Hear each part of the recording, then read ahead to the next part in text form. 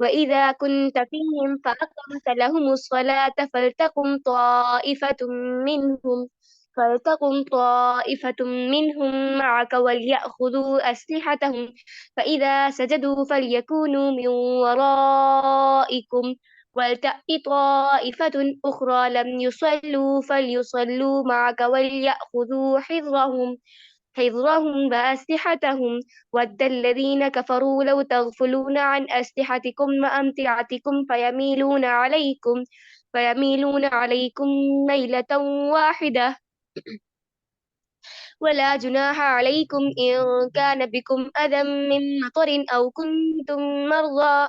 أن تضعوا أسلحتكم وخذوا حذركم إن الله أعد للكافرين عذابا مهينا فإذا قضيتم الصلاة فاذكروا الله قياما وقعودا وعلى جنوبكم فإذا اطمأننتم فأقيموا الصلاة إن الصلاة كانت على المؤمنين كتابا موقوتا ولا تهنوا في ابتغاء القوم إن تكونوا تألمون فإنهم يألمون كما تعلمون وترجون من الله ما لا يرجون وكان الله عليما حكيما إنا أنزلنا إليك الكتاب بالحق لتحكم بين الناس بما أراك الله ولا تخن للخائنين خصيما واستغفر الله إن الله كان غفورا رحيما ولا تجادل عن الذين يختانون أنفسهم إن الله لا يحب من كان خوانا أثيما يستخفون من الناس ولا يستخفون من الله وهو معهم إذ يبيتون ما لا يرضى من القول وكان الله بما يعملون محيطا ها أنتم هؤلاء جادلتم عنهم في الحياة الدنيا فمن يجادل الله عنهم يوم القيامة أم من يكون عليهم وكيلا ومن يعمل سوءا أو يظلم نفسه ثم يستغفر الله يجد الله غفورا رحيما ومن يكسب إثما فإنما يكسبه على نفسه وكان الله عليما حكيما ومن يكسب خطيئة أو إثما ثم يرم به بريئا فقد احتمل بهتانا وإثما مبينا ولولا فضل الله عليك ورحمته لهمت طائفة منهم أن يضلوك وما يضلون إلا أنفسهم وما يضرونك من شيء وأنزل الله عليك الكتاب والحكمة وعلمك ما لم تكن تعلم وكان فضل الله عليك عظيما لا خير في كثير من نجواهم إلا من أمر بصدقة أو معروف أو إصلاح بين الناس ومن يفعل ذلك ابتغاء مرضات الله فسوف نؤتيه أجرا عظيما ومن يشاقق الرسول من بعد ما تبين له الهدى ويتبع غير سبيل المؤمنين نوله ما تولى ونصلح جهنم وساءت مصيرا إن الله لا يغفر أن يشرك به ويغفر ما دون ذلك لمن يشاء ومن يشرك بالله فقد ضل ضلالا بعيدا إن يدعون من دونه إلا إناثا وإن يدعون إلا شيطانا مريدا لعنه الله وقال لأتخذن من عبادك نصيبا مفروضا ولأضلنهم ولأمنينهم ولآمرنهم فليبتكن آذان الأنعام ولآمرنهم فليغيرن خلق الله ومن يتخذ الشيطان وليا من دون الله فقد خسر خسرانا مبينا يعدهم ويمنيهم وما يعدهم الشيطان إلا غرورا أولئك مأواهم جهنم ولا يجدون عنها محيصا والذين آمنوا وعملوا الصالحات سندخلهم جنات تجري من تحتها الأنهار خالدين فيها أبدا وعد الله حقا ومن أصدق من الله قيلا ليس بأمانيكم ولا أماني أهل الكتاب من يعمل سوءا يجز به ولا يجد له من دون الله وليا ولا نصيرا ومن يعمل من الصالحات من ذكر أو أنثى وهو مؤمن فأولئك يدخلون الجنة ولا يظلمون نقيرا ومن أحسن دينا ممن أسلم وجهه لله وهو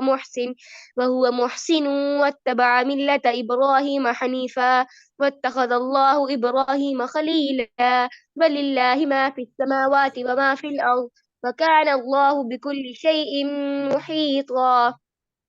ويستفتونك في النساء قل الله يفتيكم فيهن وما يتلى عليكم في الكتاب في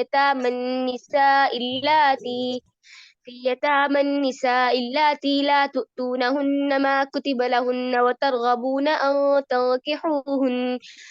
تنكحوهن والمستضعفين من الولدان وأن تقوموا لليتامى بالقسط وما تفعلوا من خير فإن الله كان به عليما وإن امرأة خافت من بعلها نشوزا أو إعراضا فلا جناح عليهما أن يصلحا بينهما صلحا والصلح خير وأحضرت الأنفس الشح وإن تحسنوا وتتقوا فإن الله كان بما تعملون خبيرا ولن تستطيعوا أن تعدلوا بين النساء ولو حرصتم فلا تميلوا كل الميل فتذروها كالمعلقة وإن تصلحوا وتتقوا فإن الله كان غفورا رحيما وإن يتفرقا يغني الله كلا من سعته وكان الله واسعا حكيما ولله ما في السماوات وما في الأرض ولقد وصينا الذين أوتوا الكتاب من قبلكم وإياكم أن اتقوا الله وإن تكفروا فإن لله ما في السماوات وما في الأرض وكان الله غنيا حميدا ولله ما في السماوات وما في الأرض وكفى بالله وكيلا إن يشأ يذهبكم أيها الناس ويأتي بآخرين وكان الله على ذلك قديرا من كان يريد ثواب الدنيا فعند الله ثواب الدنيا والآخرة وكان الله سميعا بصيرا يا أيها الذين آمنوا كونوا قوامين بالقسط شهداء لله ولو على أنفسكم أو الوالدين والأقربين إن يكن غنيا أو فقيرا فالله أولى بهما فلا تتبعوا الهوى أن تعدلوا وإن تلووا أو تعرضوا فإن الله كان بما تعملون خبيرا يا أيها الذين آمنوا بالله ورسوله والكتاب الذي نزل على رسوله والكتاب الذي أنزل من قبله ومن يكفر بالله وملائكته وكتبه ورسله واليوم الآخر فقد ضل ضلالا بعيدا إن الذين آمنوا ثم كفروا ثم آمنوا ثم كفروا ثم ازدادوا كفرا لم يكن الله ليغفر لهم ولا ليهديهم سبيلا بشر المنافقين بأن لهم عذابا أليما الذين يتخذون الكافرين أولياء من دون المؤمنين أيبتغون عندهم العزة فإن العزة لله جميعا وقد نزل عليكم في الكتاب أن إذا سمعتم آيات الله يكفر بها ويستهزأ بها فلا تقعدوا معهم حتى يخوضوا في حديث غيره إنكم إذا مثلهم إن الله جامع المنافقين والكافرين في جهنم جميعا الذين يتربصون بكم فإن كان لكم فتح من الله قالوا ألم نكن معكم وإن كان للكافرين نصيب قالوا ألم نستحوذ عليكم ونمنعكم من المؤمنين فالله يحكم بينكم يوم القيامة ولن يجعل الله للكافرين على المؤمنين سبيلا إن المنافقين يخادعون الله وهو خادعهم وإذا قاموا إلى الصلاة قاموا كسالى يراءون الناس ولا يذكرون الله إلا قليلا مذبذبين بين ذلك لا إله هؤلاء ولا إله هؤلاء ومن يضلل الله فلن تجد له سبيلا يا أيها الذين آمنوا لا تتخذوا الكافرين أولياء من دون المؤمنين أتريدون أن تجعلوا لله عليكم سلطانا مبينا إن المنافقين في الدرك الأسفل من النار ولن تجد لهم نصيرا إلا الذين تابوا وأصلحوا واعتصموا بالله وأخلصوا دينهم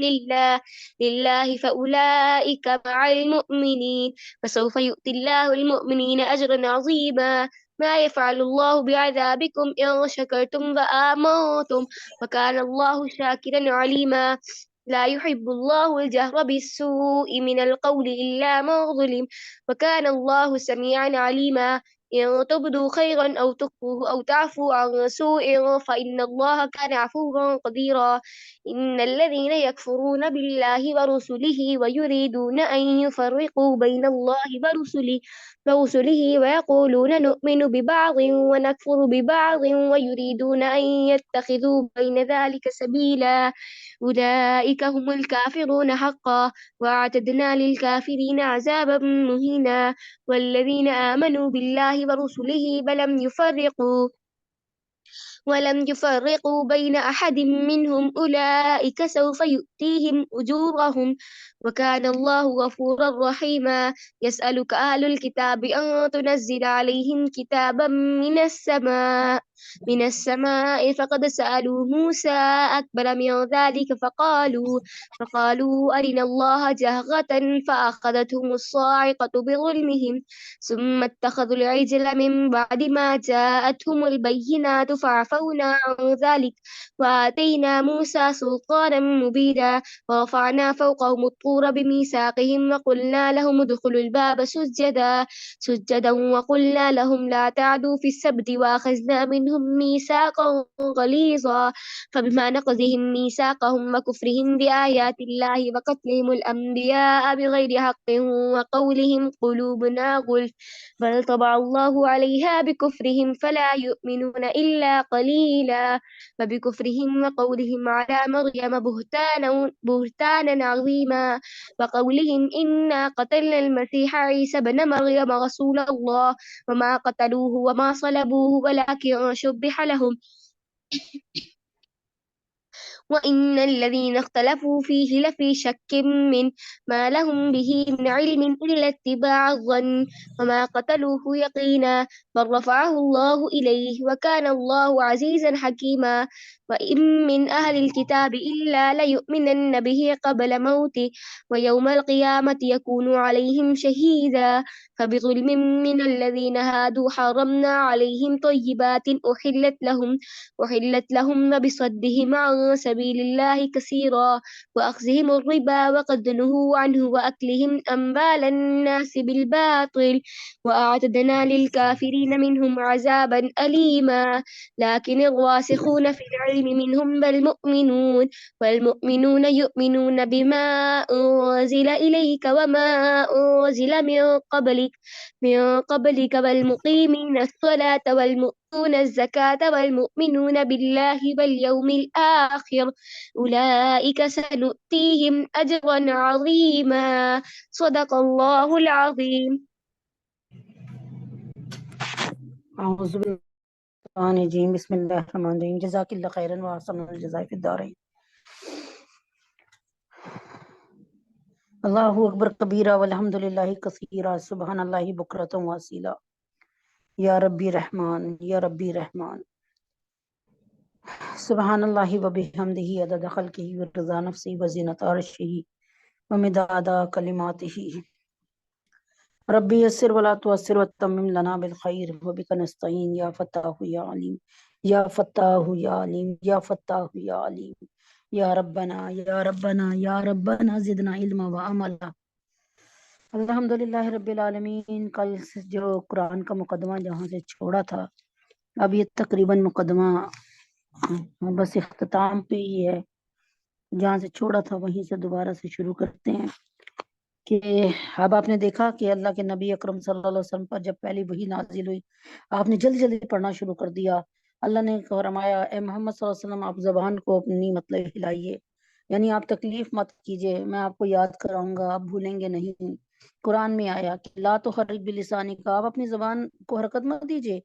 سنقریو کا فلا تنسا، ہم آپ کو یاد کرائیں گے، آپ ہمیں کبھی بھولیں گے نہیں، ٹھیک ہے۔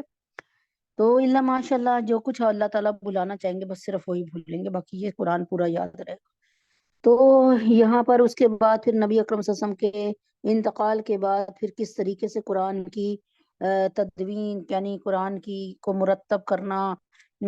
ایک جگہ جمع کرنا، مستند طور پہ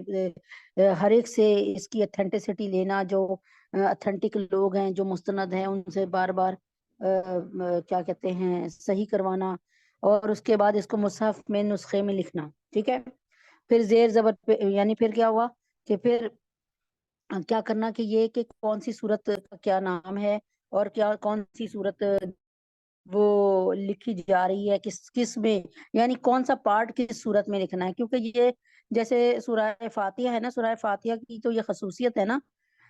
کہ سورہ فاتحہ جو ہے وہ یکمشت یعنی ایک ہی دفعہ میں ساری کے ساری نازل ہو گئی۔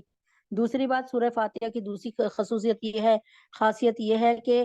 یہ سب کی جگہ کو کمیوں کو پورا کر دیتی ہے، اس کی کمی کوئی پورا نہیں کر سکتا، کیونکہ یہ ام القرآن ہے، قرآن کی ماں ہے، ام الکتاب ہے، کتاب کی ماں ہے۔ تو کہنے کا مطلب ہے یہ ایک خاصیت یہ بھی ہے کہ یہ پورے قرآن کا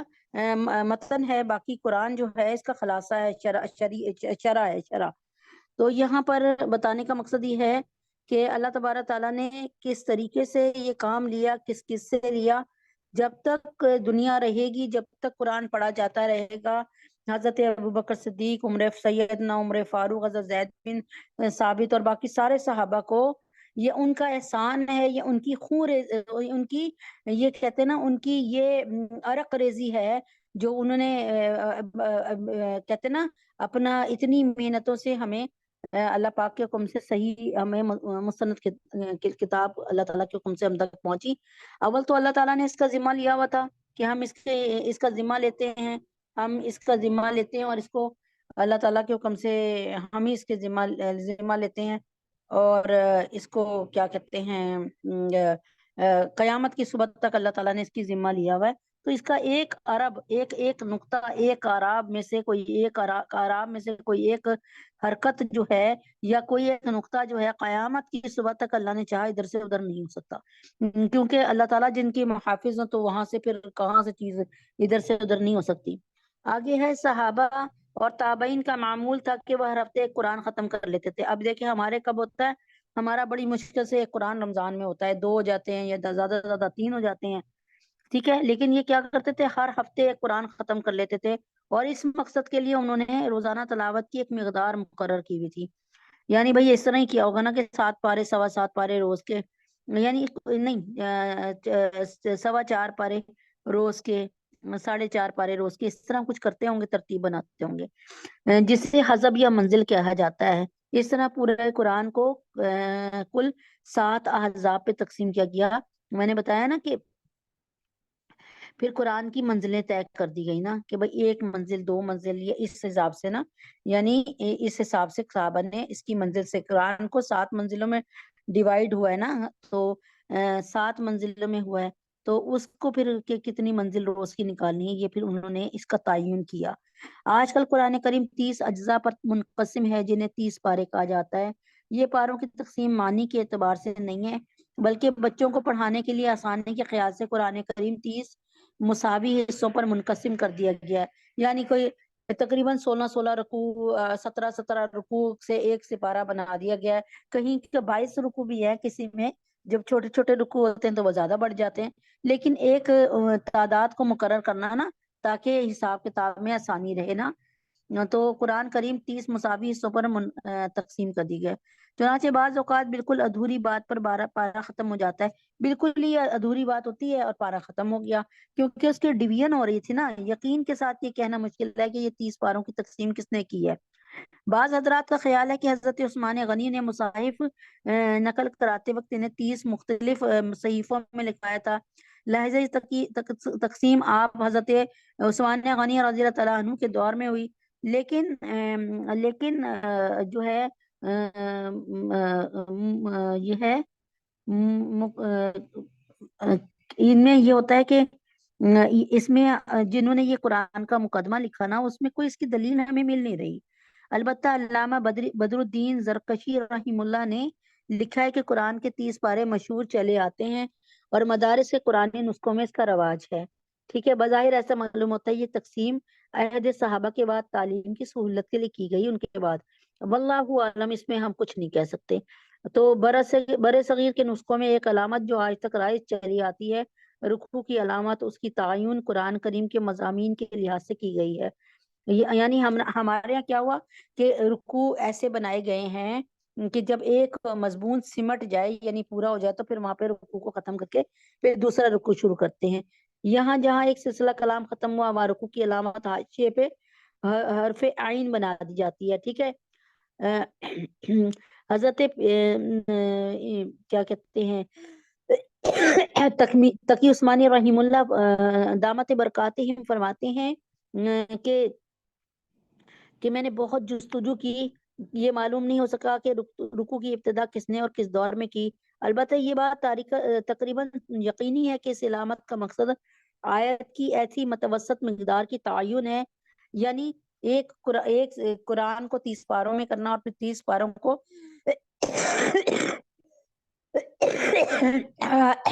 ایک پارے کو رکوع میں ڈیوائیڈ کرنا تاکہ آسانی ہو جائے۔ یہ کہہ رہے ہیں کہ اس سے ہمیں دلیل کوئی نہیں ملتی کہ یہ سب کس نے کیا ہے۔ یہ کہتے ہیں میں نے بہت کوشش کی، اس کے باوجود بھی کوئی مستند دلیل مجھے سامنے نہیں آئی۔ اچھا، اس کے بعد کیا ہوا کہ یہ آسانی کے لیے نا آیات کی ایسی مقدار تعین کر لی گئی جو ایک رکعت میں پڑھی جا سکے۔ اس کو رکوع اس لیے کہا جاتا ہے کہ نماز میں اس جگہ پہنچ کر رکوع کیا جائے۔ یعنی کیا ہوا کہ اللہ کے نبی اکرم صلی اللہ علیہ وسلم نے کوئی یہ نہیں بتایا کہ بھائی اتنے اس کا ایک رکوع ہوگا، یعنی اتنی آیات کے بعد ایک رکوع ہوگا۔ یہ ہمارے بعد میں علماء کرام اور صفحہ کرام نے مل کر کیا کیا، علماء کرام اور اکابرین نے یہ کیا کہ اس پر غور و خوض کیا، اور اس کے بعد جہاں ایک مضمون ختم ہوتا ہے اس کو ایک رکوع میں ڈیوائیڈ کیا۔ آپ نے دیکھا کہ بعض دفعہ ایک رکوع اتنا ہوتا ہے کہ ایک صفحے پہ دو رکوع ہو رہے ہوتے ہیں، اور بعض یہ ہوتا ہے کہ میں بھی اکثر یہ ہوتا ہے کہ کسی وقت مجھے جلدی ہو تو میں اپنے مولانا کو سنا رہی ہوتی ہوں، تو میں جلدی سے نا ساتھ پڑھتے پڑھتے دیکھتی ہوں کہاں دوسرا رکوع ہے، سامنے نظر آ رہا ہے کہ نہیں۔ جب مجھے ہوتا ہے ایک اور سپارہ بھی پڑھ لیا، ایک اور صفحہ بھی پڑھ لیا، اب رکوع نہیں نظر آ رہا، پریشانی سی ہو جاتی ہے، پتہ نہیں کتنا لمبا ہو گیا۔ ایک مثال کو طور پہ بتا رہی ہوں۔ اور بعض دفعہ ایسا ہوتا ہے کہ ایک رکوع پڑھ رہا ہے تو پتہ چلا کہ 3-4 سطروں بعد، یعنی کچھ 5-6 آیت بعد، 7 آیت بعد ایک اور رکوع بھی سامنے ہی کھڑا نظر آ رہا ہے، مطلب پڑا نظر آ رہا ہے۔ تو کہنے کا مقصد یہ ہے کہ یہ ہم لوگوں نے کیا، اپنی سہولت کے لیے کیا۔ ہم لوگوں نے یہ نہیں کیا کہ قرآن کی آیتوں کو بیچ میں سے نکال دیا ہو، ہم نے انہی آیتوں میں نے پیراگرافز بنا لیے، بس اس کو یوں سمجھ لیں۔ تلاوت اور تجوید کی سہولت کے لیے ایک اور مفید کام یہ کیا گیا کہ مختلف قرآنی جملوں پر ایسے اشارے لکھ دیے گئے جن سے معلوم ہو سکے کہ اس جگہ وقف کرنا، سانس لینا کیسا ہے۔ ان اشارات کو رموز اوقاف کہا جاتا ہے، اور ان کا مقصد یہ کہ ایک غیر عربی دان انسان بھی جب تلاوت کرے تو صحیح مقام پر وقف کر سکے۔ اس کی مثال میں بہت خوبصورت آپ کو دیتی ہوں، آپ کو فوراً سمجھ آ جائے گی انشاءاللہ، اور غلط جگہ سانس توڑنے سے معنی میں کوئی تبدیلی پیدا نہ ہو۔ ان میں اکثر رموز، یعنی اس میں اکثر جو اصول چھپے میں نا، سب سے پہلے علامہ ابو عبداللہ محمد بن تیفور سجاوندی رحم اللہ نے وضع فرمائے، اور ان رموز کی تفصیل انشاءاللہ کل بتاؤں گی۔ اور یہ آپ نا کوشش کریں کاپی پینسل لے کے بیٹھیں تو آپ کو پتہ چل جائے گا۔ علامہ جوزی رحم اللہ کے نزدیک وقف کرنا،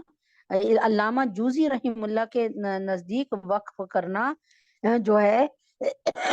یہ واجب ہے۔ واجب قائم مقام ہوتا ہے فرض کے، یعنی جو فرض کی ویلیو ہوتی ہے نا تقریباً وہی واجب کی بھی ویلیو ہوتی ہے۔ یوں سمجھ لے باپ سربراہ ہوتا ہے وہ فرض ہے، ایک مثال کے طور پہ، صرف مثال کے طور پہ سمجھانے کے لیے، دلوں میں اتارنے کے لیے۔ لیکن جب باپ کسی سفر پہ جا رہا ہوتا ہے اور کسی جگہ جا رہا ہوتا ہے تو وہ اپنے بیٹے کو کہتا ہے کہ بھائی تمہیں میرے بعد یہ سارے کام کرنے ہیں، تم نے گھر کی حفاظت کرنی ہے، تم نے بہن بھائیوں کا خیال رکھنا ہے۔ تو اب اس وقت کیا ہو گیا، بھائی سربراہ بن گیا نا، بڑا بھائی۔ تو نعوذ باللہ یہ نہیں ہوتا کہ وہ باپ کی جگہ لے لے، تو اسی طریقے سے فرض اور واجب کا ہے کہ واجب واجب ہی ہوتے ہیں اور فرض فرض ہوتے ہیں. اس کی مثال نماز سے بہت خوبصورت دے دیتی ہوں کہ نماز میں اگر آپ نے جان بوجھ کر چھوڑ دیا یا انجانے میں چھوٹ گیا کوئی فرض، یعنی آپ تکبیر تحریمہ کہنے جو پہلی تکبیر تحریمہ کرتی ہیں نا، ہاتھ اٹھاتی ہیں، وہی بھول گئی، یہ تو تھا فرض. اب آپ کیا کریں، نماز سے نکل جائیں، دوبارہ سے نماز پڑھیں، چاہے جان بوجھ کے چھوڑا یا جائیں. اور واجب میں یہ ہے کہ اگر جان بوجھ کے چھوڑیں گی تو نماز توڑ دیں، دوبارہ پڑھیں. ہاں غلطی سے کوئی واجب چھوٹ گیا، یعنی الحمد شریف پڑھنی تھی لیکن نعوذ باللہ الحمد شریف یاد نہیں رہی، یا پھر الحمد پڑھ لی، اس کے بعد آپ کو قرات یاد نہیں رہی اور آپ جا کے رکوع میں چلے گئے، تو بعد میں کیونکہ آپ سے غلطی سے ہوا، سہون ہوا، آمدن نہیں ہوا، آپ نے جان بوجھ کے نہیں کیا، تو پھر آپ نے کیا کرنا ہے، بعد میں سجدہ سہو کر لیں، نماز آپ کی ہو جائے گی، اس کی صحت کو اثر نہیں پڑے گا، لیکن سجدہ سہو لازمی. وہ پھر نماز کے مسائل پہ آ جائیں گے تو وہ بہت الگ چلا جائے گا انسان. اچھا جی، اب یہاں پر آتے ہیں وہیں پر جہاں میں نے چھوڑا تھا، 119 آیت پر چھوڑا تھا. تو یہاں پر اللہ تبارک تعالیٰ ایک بات بڑے پیارے انداز سے ہمیں بتا رہے ہیں، کیونکہ نماز کا وقت اب چلا گیا، تقریباً 4:15 پر اذانیں ہوتی ہیں، ٹھیک ہے، لگ بھگ 4:15 کے قریب قریب، ٹھیک ہے. اب آرام سے بیٹھ جاتے ہیں ہم، ہمارے پاس 15-20 منٹ جو ہے اس کو ہم آرام سے سنتے ہیں. اللہ تعالیٰ فرما رہے ہیں سورہ نساء میں کہ این یدعون من دونہ این یدعون من دونہ الا اناسا، اناسا یعنی وَإِن يَدْعُونَ إِلَّا شَيْطَانًا مَرِيدًا. یہاں پہ اللہ فرما رہے ہیں کہ اللہ کو چھوڑ کر جن سے یہ دعائیں مانگ رہے ہیں وہ صرف چند زنانیاں ہی تو ہیں، یعنی لات و عزا، منات، بال، حبل، یہ سب کے سب کیا ہیں؟ اللہ تعالیٰ فرماتے ہیں یہ چند زنانیاں تو ہیں. آپ نے دیکھا ہوگا، برا نہ مانیے گا تو ذرا آپ کی توجہ ایک طرف کرتی ہوں کہ آپ میں سے کچھ لوگ ہندوانہ ڈرامہ یعنی ہندوؤں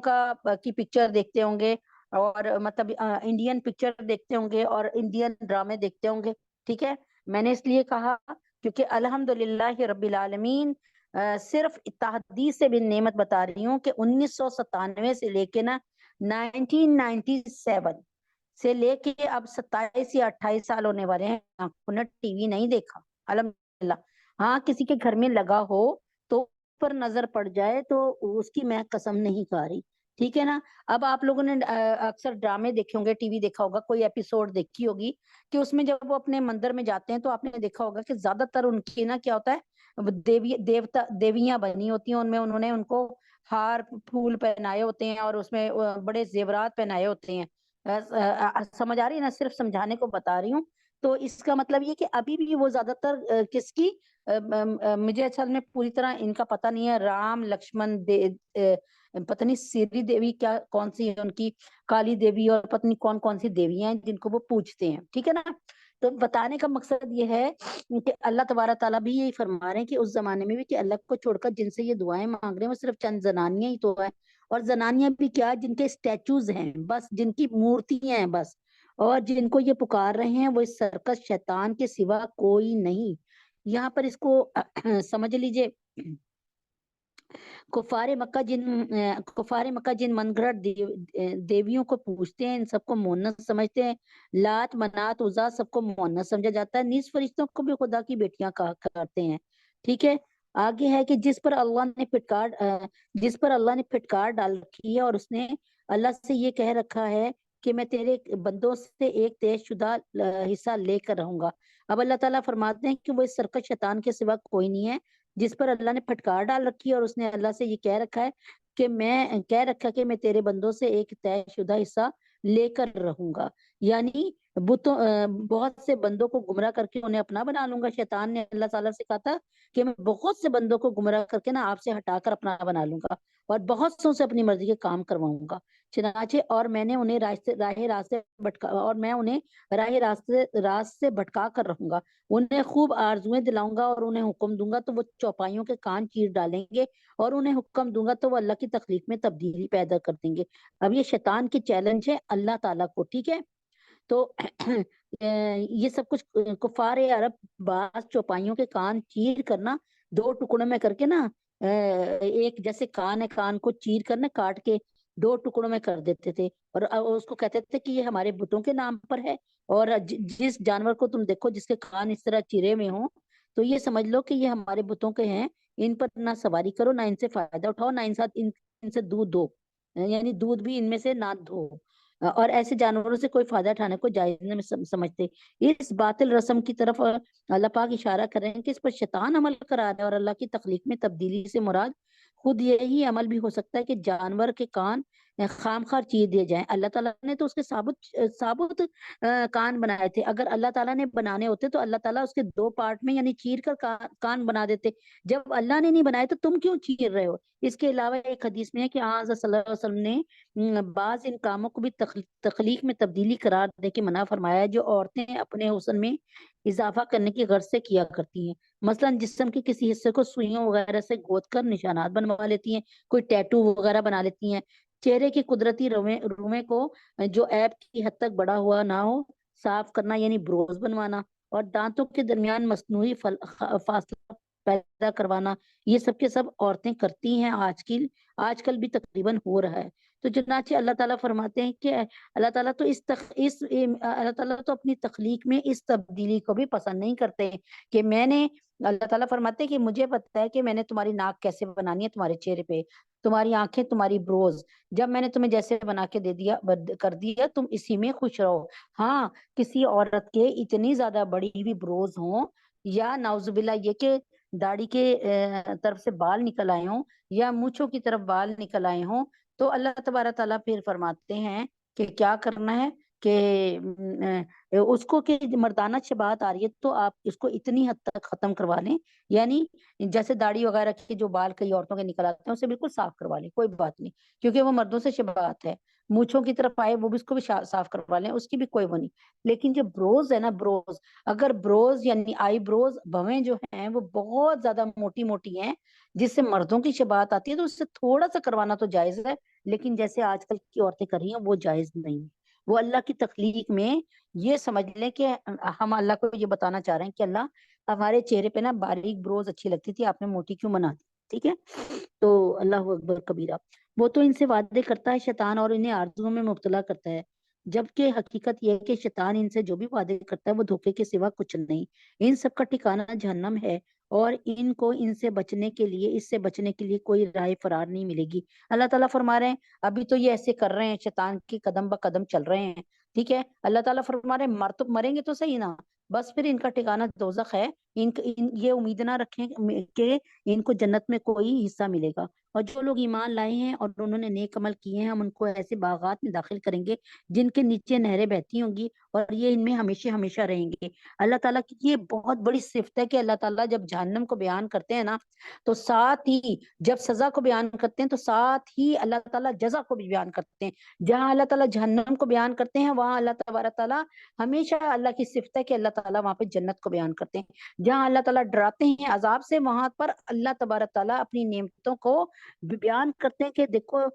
کہ جو میرے لوگ ہوں گے نا، جو لوگ ایمان لائے انہوں نے نیک عمل کیے، ہم ان کو ایسے باغات میں داخل کریں گے جن کے نیچے نہریں بہتی ہوں گی، یہ ان میں ہمیشہ ہمیشہ رہیں گے، یہ اللہ کا وعدہ سچا ہے۔ اللہ سے زیادہ بات کا سچا کون ہو سکتا ہے؟ اللہ تعالیٰ فرماتے ہیں میرے سے زیادہ سچی بات کون کر سکتا ہے تمہارے نزدیک؟ وَمَنْ أَصْدَقُ مِنَ اللَّهِ قِيلًا، یعنی جو بات میں کرتا ہوں اس سے سچی بات کوئی دنیا میں نہیں کر سکتا، کیونکہ ایک بات ہے، ہم اگر کوئی بات کریں گے بنا اندازے سے کر لیں گے، ٹھیک ہے نا، ویسی وہ ہوگی نہیں، لیکن ہمیں ایک مثال ہے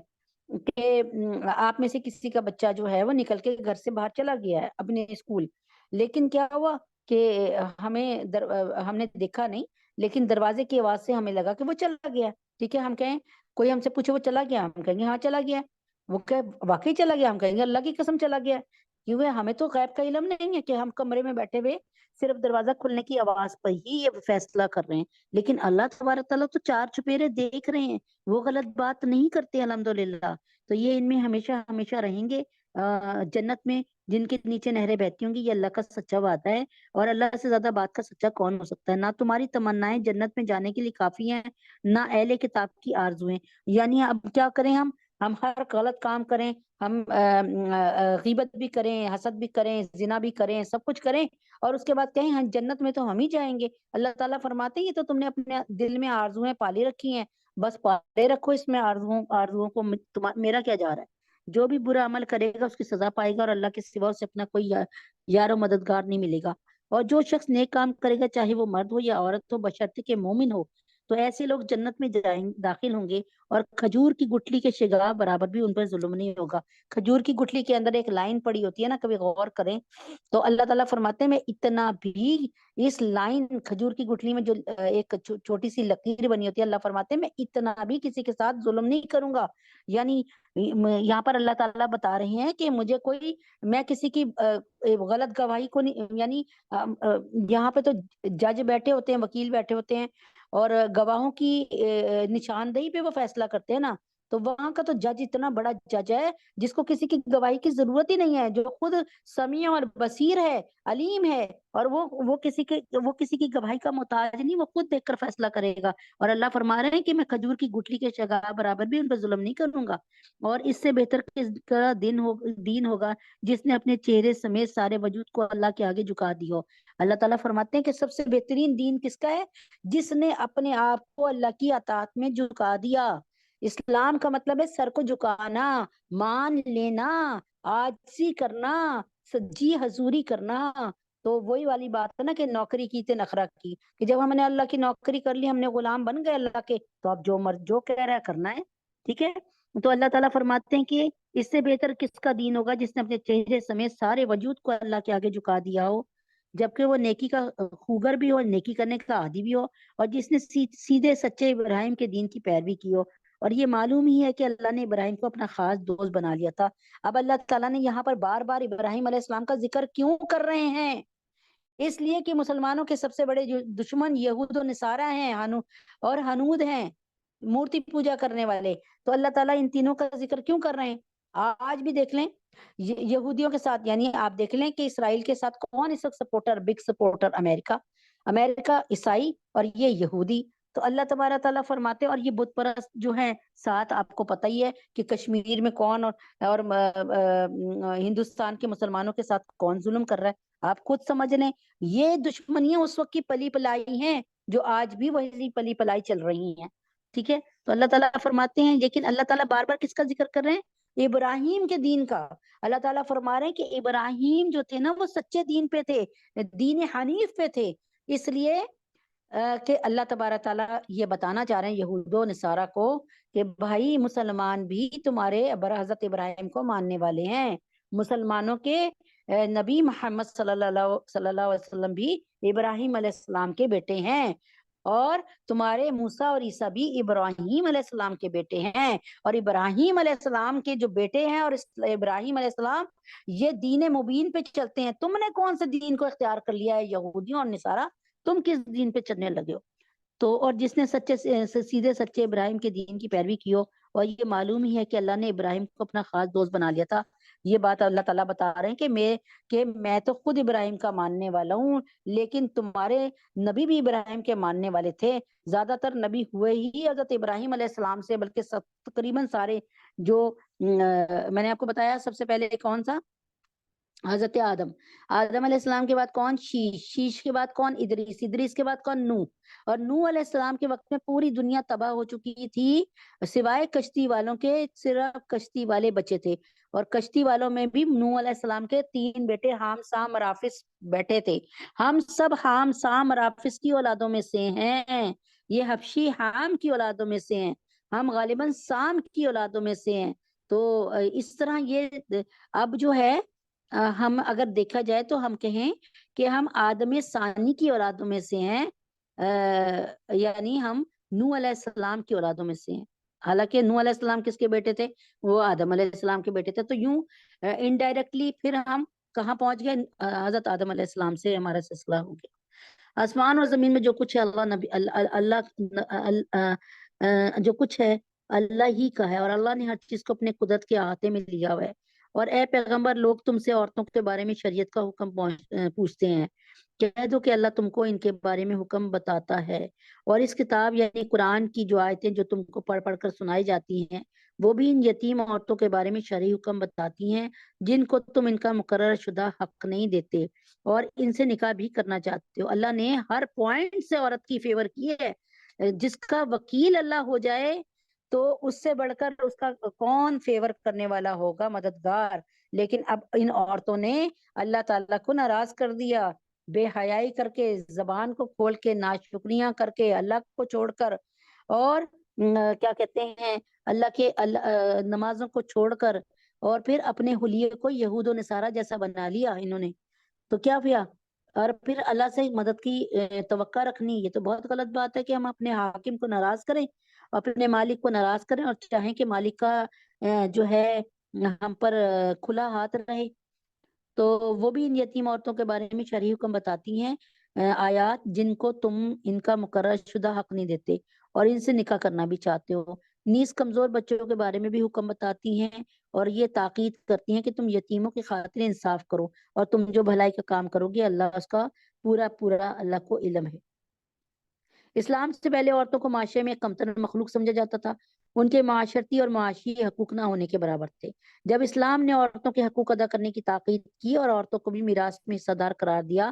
تو یہ بات عرب کے معاشرے میں اتنی حیران کن تھی کہ بعض لوگ یہ سمجھ رہے تھے کہ عورتوں کو جو حقوق دیے گئے ہیں وہ شاید عارضی نوعیت کے ہیں، کچھ دنوں کے لیے دیے ہیں اور کسی وقت بھی منسوخ ہو جائیں گے، یعنی یہ آیت قرآنی کسی وقت بھی منسوخ ہو جائیں گی اور ختم ہو جائیں گی. وہ یہ سمجھ رہے تھے، ان کے لیے اتنی حیران کن بات تھی. جب ان کی منسوخی کا حکم نہیں آیا، اللہ نے ان کو منسوخ نہیں کی اور قیامت کی صبح تک کے لیے یہ آیات جاری کر دیں، تو ایسے حضرات نے آنزہ سسم سے پوچھا اس پر یہ آیت نازل ہوئی جس میں یہ واضح کر دیا کہ یہ احکام عارضی نہیں ہے، تھوڑے دنوں کے لیے نہیں ہے، ہمیشہ ہمیشہ کے لیے اللہ تعالیٰ نے ان کا تمہیں حکم دیا ہے. صحیح بخاری کی ایک حدیث ہے، اما عائشہ صدیقہ رضی اللہ تعالیٰ اس ہدایت کا پس منظر بیان فرماتی ہیں کہ بعض اوقات ایک یتیم لڑکی اپنے چچا کے بیٹے کی سرپرستی میں ہوتی تھی. وہ خوبصورت بھی ہوتی تھی اور اس کے باپ کا چھوڑا ہوا مال بھی اچھا خاصا ہوتا تھا. اس صورت میں اس کا چچا جو ہے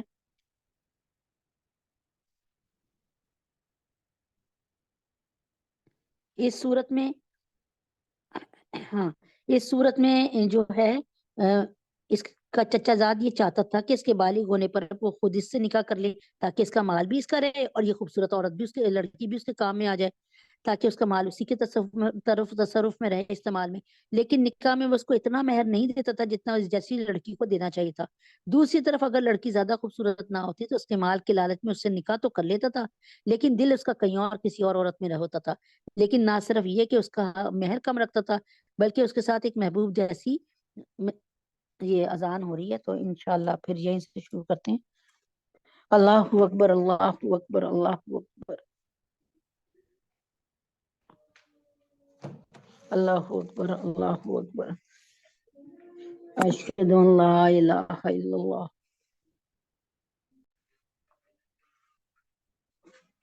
اشہد ان لا الہ الا اللہ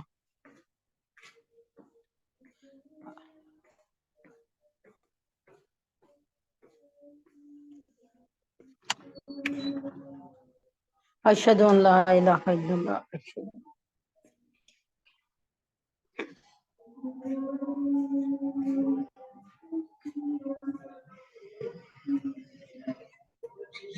اشہد ان محمد رسول اللہ اشہد ان محمد رسول اللہ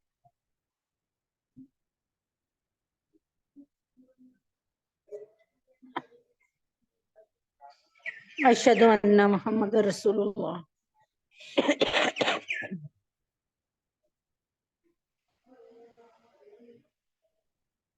لا حول ولا قوة الا باللہ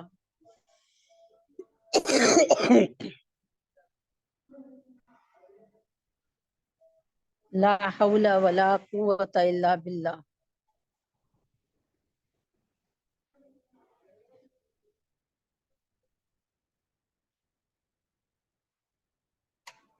لا حول ولا قوة الا باللہ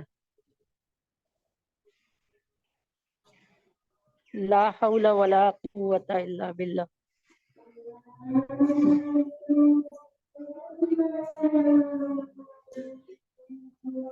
اللہ اکبر اللہ اکبر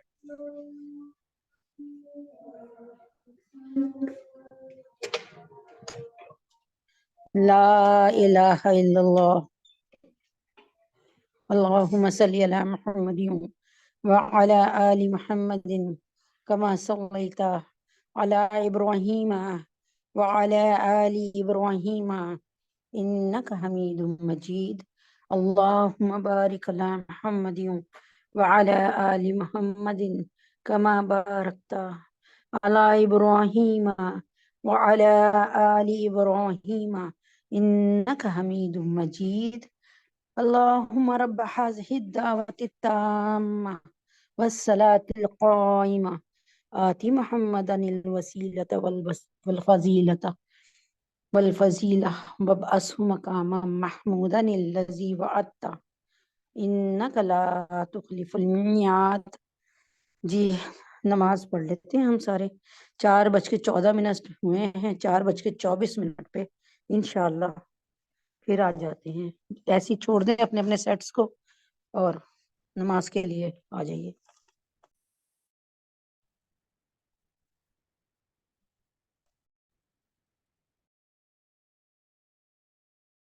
بسم اللہ الرحمن الرحیم.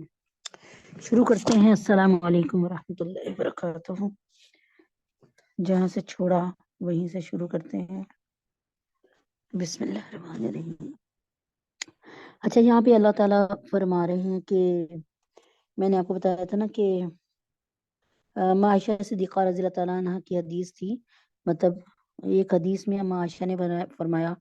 کہ اسی طرح ایک یتیم لڑکی جو ہے اپنے چچا کی بیٹی کی سرپرستی میں ہوتی تھی اور وہ خوبصورت بھی ہوتی تھی, اس کے پاس مال بھی بہت ہوتا تھا. تو یہ وہ چچا کا جو بیٹا ہے نا وہ چاہتا تھا کہ میں اس کو اپنی دلہن بنا لوں, مال بھی میرے پاس رہے. اور یہ لیکن اگر وہ خوبصورت نہیں ہوتی تھی تو پھر وہ کیا کرتا تھا, شادی تو کر لیتا تھا مال کی خاطر, لیکن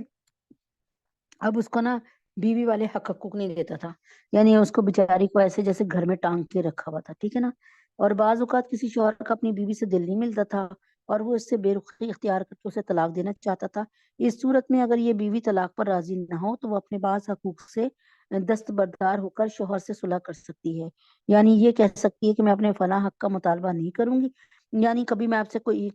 پیسے نہیں مانگوں گی یا کبھی بھی آپ سے وقت نہیں مانگوں گی. آپ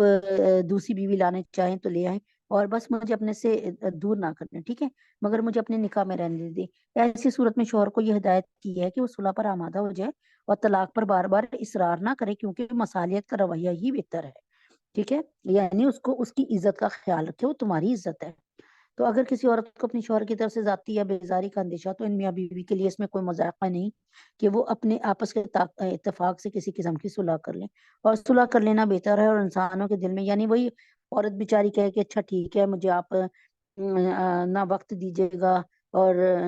نہ میں آپ کو کسی بات کے لیے تنگ کروں گی, بس مجھے اپنے آنگن میں جگہ دے دے بس. اور انسانوں کے دل میں کچھ نہ کچھ لالچ کا مادہ تو رکھ ہی دیا گیا ہے. اور اگر احسان اور تقویٰ سے کام لو تو جو کچھ تم کرو گے اللہ اس سے پوری طرح باخبر ہے. یعنی اللہ تعالیٰ فرماتے ہیں اگر تم ایک بچی کو نکاح میں لے کر آ گئے ہو تو کوشش کرو اس کے حقوق کا خیال رکھو, اس کو پیار محبت دو. ایک اس سے پہلے اللہ نے وہ آیت تھی نا کہ لباس ہونا, کہ یہ تمہاری بیویاں جو ہیں تمہارا لباس ہے, تم بھی بیویوں کا لباس ہو. تو ہم اپنا لباس کبھی نہیں نہ اتاریں گے کہ بھئی ہم ننگے نظر آئیں گے. تو اسی طریقے سے ہمیں اپنے لباس کو اپنے سے دور نہیں کرنا چاہیے. اور اگر کوئی ایسی بات ہو جائے تو اس پر ایگریمنٹ کر لینے چاہیے. اور اس ایگریمنٹ میں یہ نہیں دیکھنا چاہیے کہ مد مقابل پر ہم زور زبردستی کریں یا اپنے میاں ہونے کا حق ادا وہ کریں, فائدہ اٹھائیں, بلکہ ہمیں انصاف کے ساتھ اور پیار محبت کے ساتھ کام کرنا چاہیے. اور عورتوں کے درمیان مکمل برابری رکھنا تو تمہارے بس میں نہیں, چاہے تم ایسا چاہتے بھی ہو. یعنی یہ بات انسان کے اختیار سے باہر ہے کہ وہ قلبی محبت اور لگاؤ میں بیویوں کے درمیان پوری برابری کرے, کیونکہ دل کا جھکاؤ تو انسان کے بس میں نہیں ہوتا. لہٰذا اگر ایک بیوی سے دلی محبت ہے تو دوسری کے مقابلے میں زیادہ ہو تو اس پر اللہ تعالیٰ کی طرف سے پکڑ نہیں ہے, البتہ عملی سلوک میں برابری کرنا ضروری ہے. یعنی ایک میاں ہے, اس کی 3 بیویاں یا 4 بیویاں ہیں, تو 4 سے اس سے زیادہ تو کرنے کی اجازت نہیں ہے نا, کیونکہ وہ 4 کو سنبھالنے بڑی بات ہے.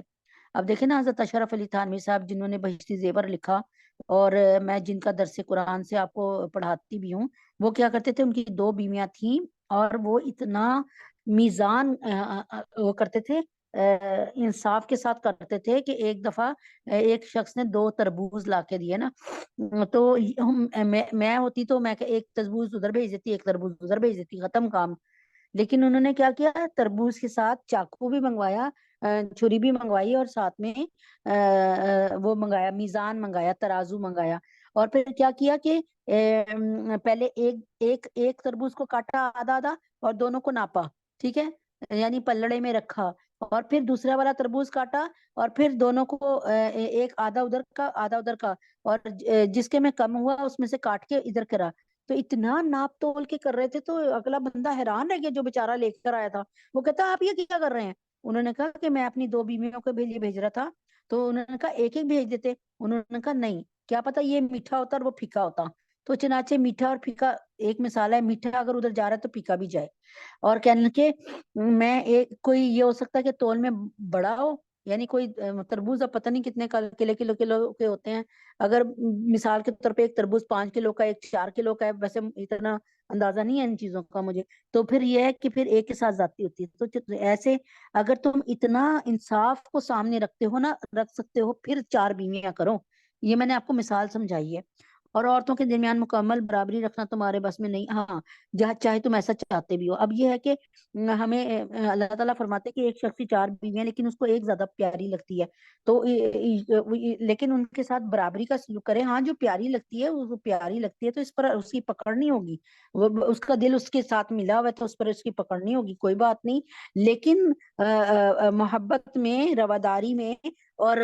دینے لینے میں وہ ایک جیسا ہو، یہ نہیں کہ ایک کو خرچہ پکڑائے 40,000 اور دوسری کو 10,000 دے کے ٹرخائے، ایسی بات نہیں کرنی، بلکہ ایک جیسا میزان کرنا ہے، ٹھیک ہے۔ تو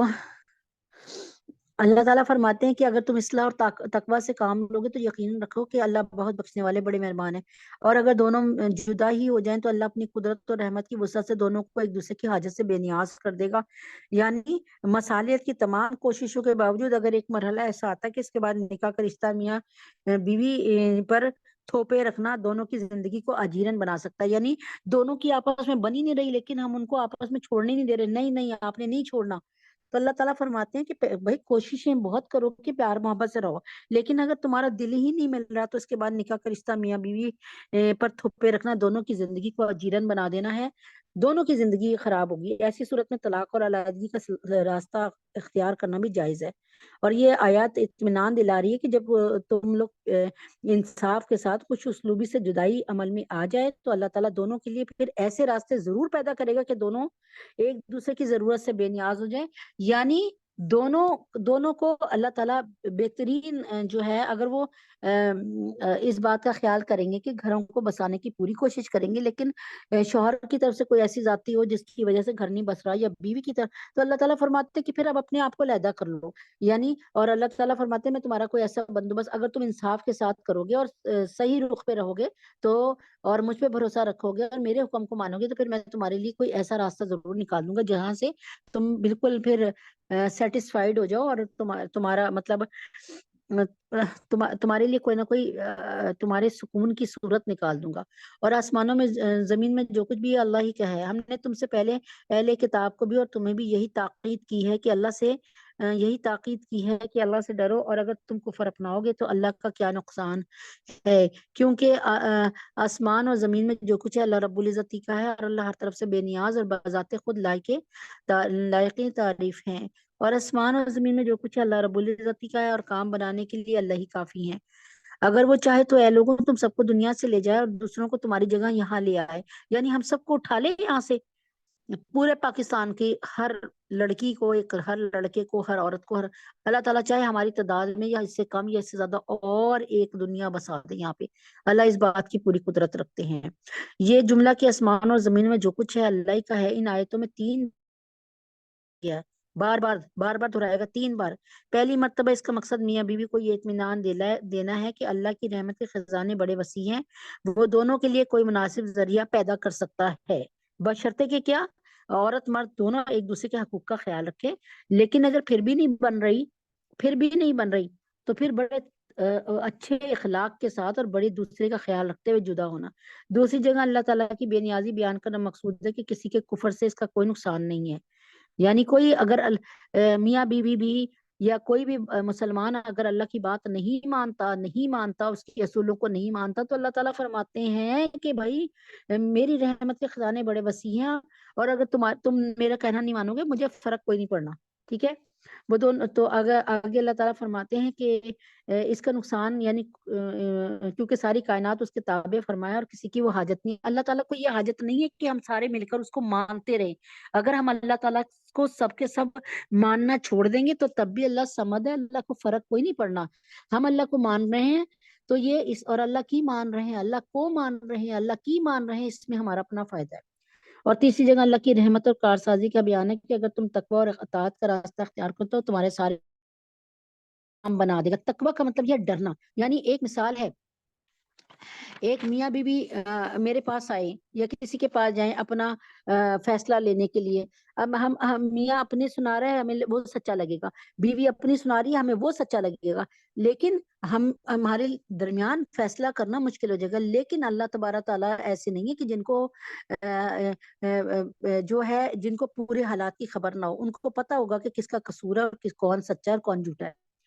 تو جو شخص صرف دنیا کا ثواب چاہتا ہو اسے یاد رکھنا چاہیے اللہ کے پاس دنیا اور آخرت دونوں کا ثواب موجود ہے۔ اللہ ہر بات کو سنتے ہیں اور ہر چیز کو جانتے ہیں، یعنی دنیا کا تو ثواب حاصل کرنا چاہ رہے ہیں کہ چلو ٹھیک ہے صحیح ہے، ہم یہاں پہ اگر نماز پڑھیں گے تو اللہ تعالیٰ ہمیں ثواب دے گا۔ تو یہ بھی یاد رکھو کہ اگر ہم نماز تو پڑھ رہے ہیں لیکن ساتھ میں دوسروں کے ساتھ زیادتی کر رہے ہیں تو پھر اللہ کی پکڑ بھی ہے۔ اللہ ہر بات کو سنتے اور ہر چیز کو جانتے ہیں۔ اے ایمان والوں، انصاف قائم کرنے والے بنو، اللہ کی خاطر گواہی دینے والے، چاہے وہ گواہی تمہارے خلاف پڑتی ہو یا والدین اور قریبی رشتہ داروں کے خلاف ہی کیوں نہ ہو۔ وہ شخص جس کے خلاف گواہی دینے کا حکم دیا جا رہا ہے چاہے امیر ہو یا غریب ہو، اللہ دونوں قسم کے لوگوں کا تم سے زیادہ خیر خواہ ہے۔ یعنی اللہ کے تو امیر بندہ بھی اللہ کا بندہ ہے، غریب بھی اللہ کا بندہ ہے، لہٰذا ایسی نفسانی خواہشات کے پیچھے نہ چلنا جو تمہیں انصاف کرنے سے روکتی ہو۔ اور اگر تم تروڑ مڑوڑ کرو گے یعنی غلط گواہی دو گے، بات کچھ اور ہے اس کو بنا کچھ اور دے گے، یا سچی گواہی دینے سے پہلو بچاؤ گے اور سچی گواہی جو تم نے دیکھا اس سے پہلو بچاؤ گے، تو یاد رکھنا اللہ تمہارے کاموں سے پوری طرح باخبر ہے۔ یہاں پہ اللہ تعالیٰ فرما رہے ہیں کہ ایک مسلمان کو صرف دنیاوی فائدوں کو ہی سامنے نہیں رکھنا چاہیے، بلکہ اللہ سے دنیا اور آخرت دونوں کی بھلائی مانگنی چاہیے، اور میاں بیوی کو مصالحت یا علیحدگی کا فیصلہ کرتے ہوئے صرف دنیا کے فائدوں پہ نظر نہیں رکھنا چاہیے، بلکہ جو ہے آخرت کے بھی فائدوں کو دیکھنا چاہیے۔ کہ اگر ایک بیوی میاں کی بدتمیزیاں اور میاں کے غلط سلوک کو برداشت کر کے میاں کے ساتھ جڑ کر رہتی ہے اور اس رشتے کو سنبھالتی ہے اپنے بچوں کی وجہ سے یا اپنے ماں باپ کی وجہ سے، تو اللہ تعالیٰ فرما رہے ہیں کہ میں جو ہوں نا میں بہترین جزا دینے والا ہوں، یعنی اور میں یہ نہیں کہ مجھے جو تم لوگ دکھا رہے بس میں وہی دیکھوں گا، اللہ تعالیٰ فرما رہے ہیں میں تم سے زیادہ بہت باریک بینی سے دیکھنے والا ہوں۔ لہٰذا اگر مرد یا عورت اپنے کچھ دنیاوی مفادات کو یعنی فائدے کو کی قربانی دے کر دوسرے کے ساتھ اچھا سلوک کریں گے تو اللہ تعالیٰ فرما رہے ہیں کہ وہ آخرت میں بڑا ثواب پائیں گے۔ اے ایمان والو اللہ پر ایمان رکھو، اے ایمان والو اللہ پر ایمان رکھو اور اس کے رسول پر اور اس کتاب پر جو اللہ نے اپنے رسول پر اتاری ہے، اور ہر اس کتاب پر جو اس نے پہلے اتاری تھی، اور جو شخص اللہ کا اور اس کے فرشتوں کا، اس کی کتابوں کا، اس کے رسولوں کا اور یوم آخرت کا انکار کرے وہ بھٹک کے گمراہی میں بہت دور جا پڑا ہے۔ جو لوگ ایمان لائے پھر کافر ہو گئے، پھر ایمان لائے پھر کافر ہو گئے، پھر کفر میں بڑھتے ہی چلے گئے، اللہ ان کو بخشنے والا تو نہیں ہے اور نہ انہیں رستے پر لانے والا ہے۔ اور منافقوں کو یہ خوشخبری سنا دو کہ ان کے لیے دکھ دینے والا عذاب تیار رکھا ہے۔ اللہ تعالیٰ منافقوں کے لیے بار بار یہ بات کیوں کہہ رہے ہیں کہ اللہ تعالیٰ نے ان کو دکھ دینے والا عذاب تیار رکھا ہے؟ اس کی مثال یوں ہے، اگر آپ غور سے سمجھیں کہ ایک شخص ہے جو آپ کو لگتا ہے کہ آپ کا بہت خیر خواہ ہے، لیکن وہ آپ کی باتیں سن کر دوسرے کو جا کر بتاتا ہے آپ کے دشمن کو، اور آپ کی رازوں کی بھی حفاظت نہیں کرتا اور آپ کا خیر خواہ نہیں ہے، لیکن آپ کو وہ اپنا خیر خواہ لگ رہا ہے۔ اللہ تعالیٰ فرماتے ہیں یعنی ایک بندہ ہے جو آپ کا دشمنی کرے جا رہا ہے، جب بھی آپ سے ملتا ہے آپ کو گالیاں دیتا ہے یا برا چاہتا ہے، تو اس کا دشمنی آپ کو سامنے ظاہر ہو رہی ہے، منافق کی منافقت آپ کو سامنے ظاہر نہیں ہو رہی، تو منافق جو ہے دشمن سے زیادہ نقصان پہنچانے والا ہے۔ تو یہاں پہ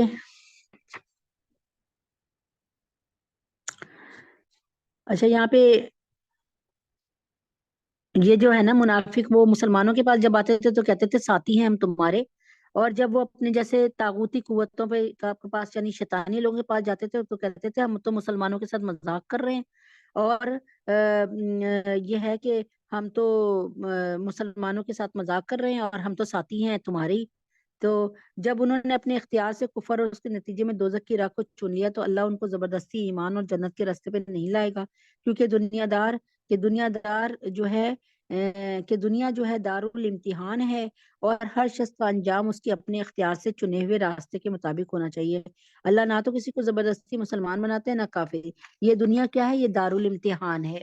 اور آخرت کیا ہے؟ وہ دار الجزا ہے، جزا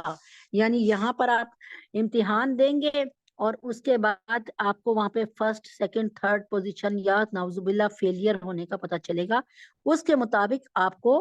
عزت اور ذلت ملے گی۔ وہ منافق جو مسلمانوں کی بجائے کافروں کو دوست بناتے ہیں، کیا وہ ان کے پاس عزت تلاش کر رہے ہیں؟ حالانکہ عزت تو ساری کی ساری اللہ ہی کی ہے۔ اور اس نے اب دیکھیں نا کتنے ملک ہیں جو اس وقت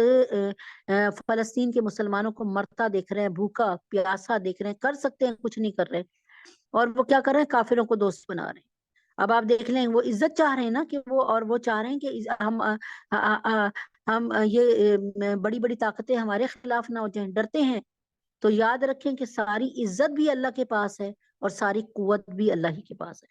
اور اس نے کتاب میں تم پر یہ حکم نازل کیا کہ جب تم اللہ کی آیتوں کو سنو تو ان کا انکار کیا جا رہا ہے اور ان کا مذاق اڑایا جا رہا ہے، تو ایسے لوگوں کے ساتھ اس وقت تک مت بیٹھو جب تک وہ کسی اور بات میں مشغول ہو جائیں۔ یعنی ایک محفل ہے جس میں تم بیٹھے ہو اور اس میں دین داروں کا مذاق اڑایا جا رہا ہے یا اللہ کے حکموں کا مذاق اڑایا جا رہا ہے، تو اللہ تعالیٰ فرما رہے ہیں کہ تم وہاں سے اٹھ جاؤ،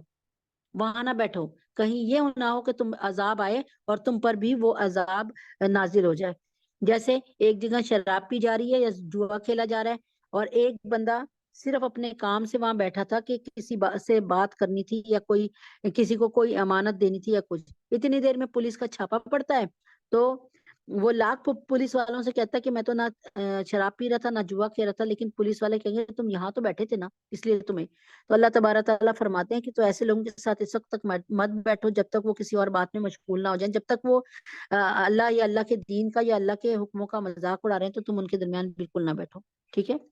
ورنہ تم بھی انہی جیسے ہو جاؤ گے۔ یقین رکھو اللہ تمام منافقوں اور کافروں کو جہنم میں اکٹھا کرنے والا ہے۔ اے مسلمانوں، یہ وہ لوگ ہیں جو تمہارے انجام کے انتظار میں بیٹھے رہتے ہیں، چنانچہ اگر تمہیں اللہ کی طرف سے فتح ملے تو تم سے کہتے ہیں کہ کیا ہم تمہارے ساتھ نہ تھے؟ یعنی جب دیکھتے تھے نا کہ مسلمان فاتح ہیں تو کہتے تھے ہم تو تمہارے ساتھی ہیں، تاکہ ان کو مال غنیمت میں سے حصہ ملے۔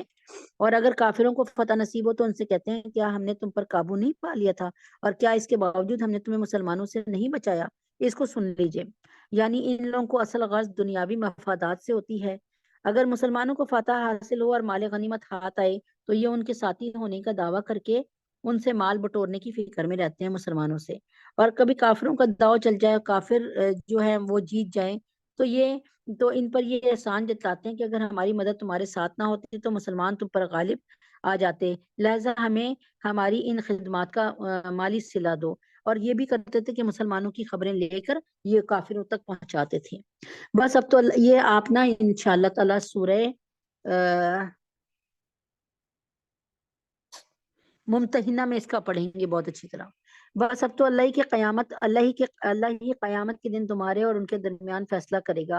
اور اللہ کافروں کے لیے مسلمانوں پر غالب آنے کا ہرگز کوئی راستہ نہیں رکھے گا۔ یعنی اللہ کافروں کے لیے مسلمانوں پر غالب آنے کا ہرگز کوئی راستہ نہیں رکھے گا۔ یہ یعنی سمجھ لیں آپ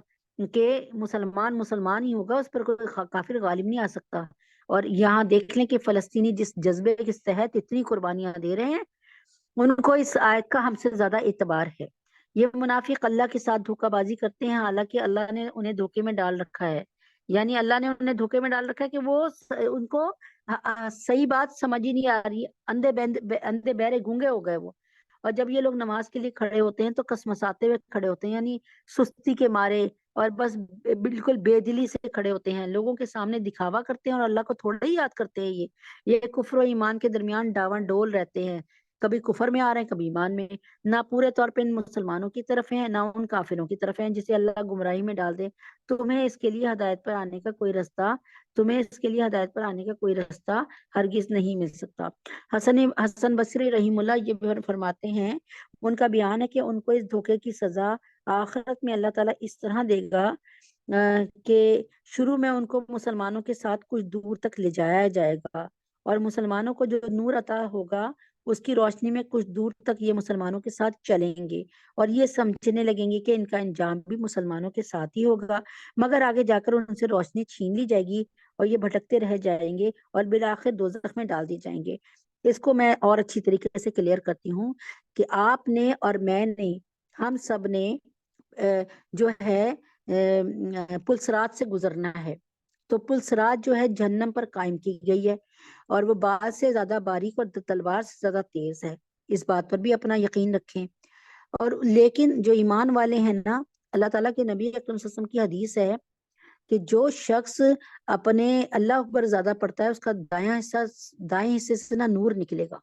کیونکہ آپ کو پتہ ہے کہ اتنی باریک ہوگی پلسرات کے، اس پہ چلنا تو دیکھ کر ہی چلے گا نا انسان، اگر گھوپ اندھیرا ہو تو کیسے چلے گا مجھے بتائیں۔ تو جو مومن ہوگا، اگر اس نے جس شخص نے، جس مومن نے، جس مسلمان نے اللہ اکبر زیادہ پڑھا تو اس کا دائیں حصہ روشن ہو جائے گا، وہ اس روشنی میں پلسرات کو پار کرے گا۔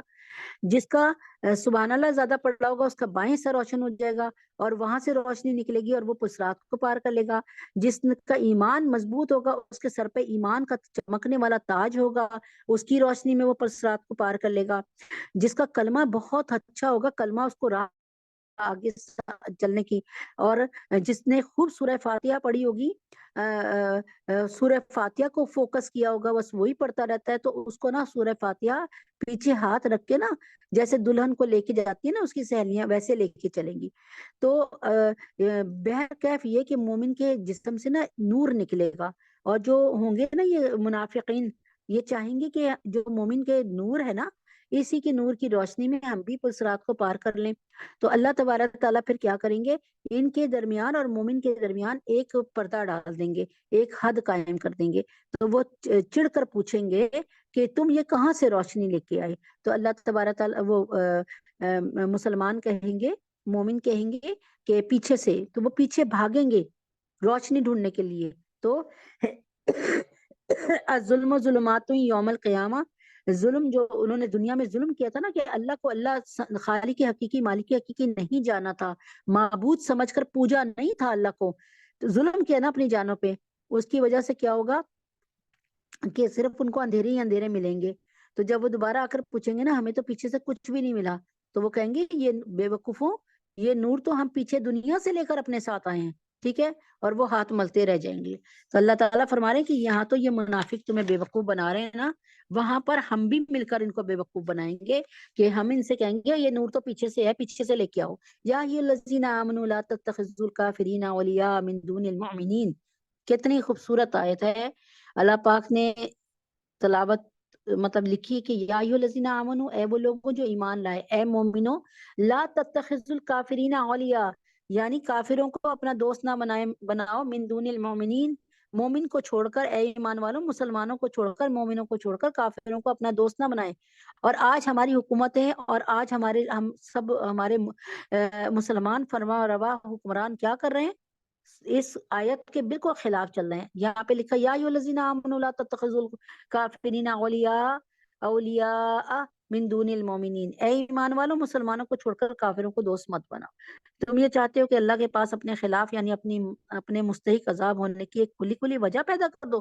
اگر تم ایسا کرو گے تو پھر اللہ تعالیٰ بھی تمہارے خلاف ہو جائے گا، اللہ تعالیٰ بھی تمہیں کافروں کے سپرد کر دے گا۔ یقین جانو کہ منافقین جہنم کے سب سے نچلے طبقے میں ہوں گے۔ کس میں ہوں گے؟ اسفل میں ہوں گے، اسفل میں۔ منافقین کہاں ہوں گے؟ اسفل، دار اسفل میں ہوں گے۔ کہتے ہیں جہاں پر زانیہ عورت کی شرمگاہ سے نکلی ہوئی گندگی ان کا پانی ہوگی، جو آپ دار اسفل کے متعلق پڑھیں نا آپ کو پتہ چلے گا۔ تو یہ دار اسفل کیا ہے؟ منافقین کا، حطمہ یہودیوں کا، سابی ستاروں کی پوجا کرنے والوں کے لیے سابی کی جنت جہنم ہوگی۔ سابی یعنی جہنم کی کیٹیگریز ہوں گی، جہنم کی وادیاں ہوں گی، ویل ویل ویل ویل، جہنم کی سب سے ایسی وادی ہے جس سے باقی وادیاں پناہ مانگیں گی۔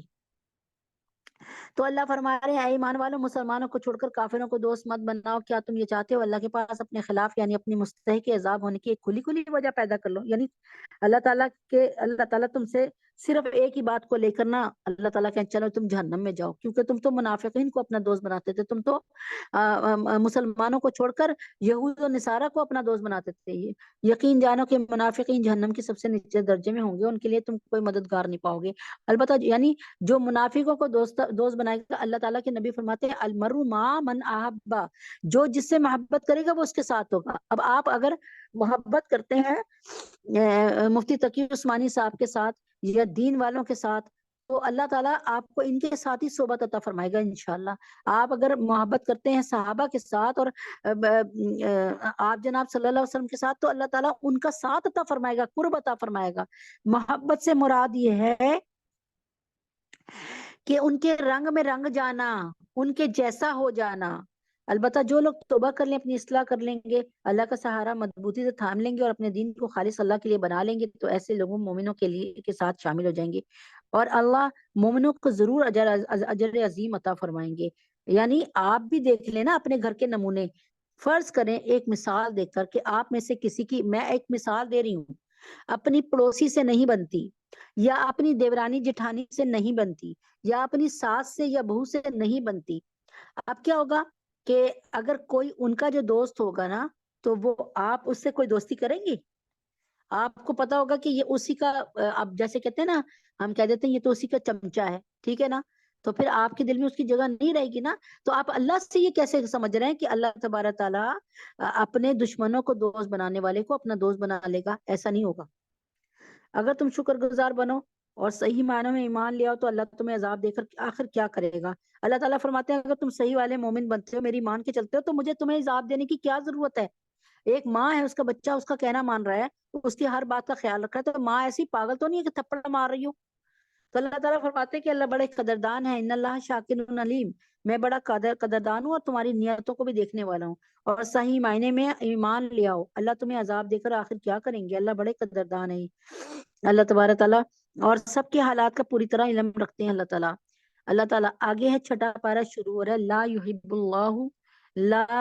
اللہ الجہر بالسوء من القول الا من ظلم وکان اللہ سمیعا علیما۔ اللہ تعالیٰ فرماتے ہیں کہ اللہ اس بات کو پسند نہیں کرتے کہ کسی کی برائی اعلانیہ زبان پہ لائی جائے، الا یہ کہ کسی پر ظلم ہوا ہو۔ یعنی اللہ تعالیٰ فرماتے ہیں کہ دیکھو تم کسی کی برائی زبان پہ نہ لاؤ، لیکن اب یہ دیکھیں نا، یہاں پر آپ دیکھیں آپ کے سامنے یہودی کس طرح ظلم کر رہے ہیں۔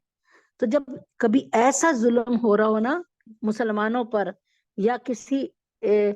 مسلمان پہ کر رہا ہے، تو اس کو ضرور بیان کرو تاکہ لوگوں کو اس کی حقیقت پتہ چلے۔ اللہ سب کچھ جانتے اور سنتے، لیکن ایسے نہیں کہ اب جیسے ہمارے گھروں میں کے حالات ہیں کہ ذرا سی کوئی بات ہوتی نہیں ہے، شوہروں کی باتیں بیویاں جو ہیں اپنی پڑوسنوں کو بتا رہی ہوتی ہیں، اپنی سہیلیوں کو بتا رہی ہوتی ہیں، اور ساسیں بہوؤں کی باتیں اپنی پڑوسنوں کو اپنی سہیلیوں کو بتا رہی ہوتی ہیں۔ تو اللہ تعالیٰ کو یہ بات پسند نہیں ہے، اللہ اس بات کو نہیں پسند کرتے کہ کسی کی برائی اعلانیہ زبان پہ لائی جائے، اللہ یہ کہ ہاں کسی نے تم پر ظلم کیا ہو نا۔ ایک مثال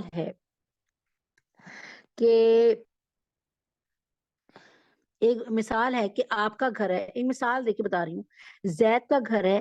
اور زید نے اپنے بھائی باقر پہ بھی ترس کھا کے اس سے بھی 2 کمرے دے دیے، اس کے پاس بھی 2 کمرے ہیں، اس نے اس کو 2 کمرے دے دیے۔ اب باقر کیا کر رہا ہے؟ زید کو باہر نکال دیتا ہے، تھوڑے دنوں میں قبضہ کر لیتا ہے۔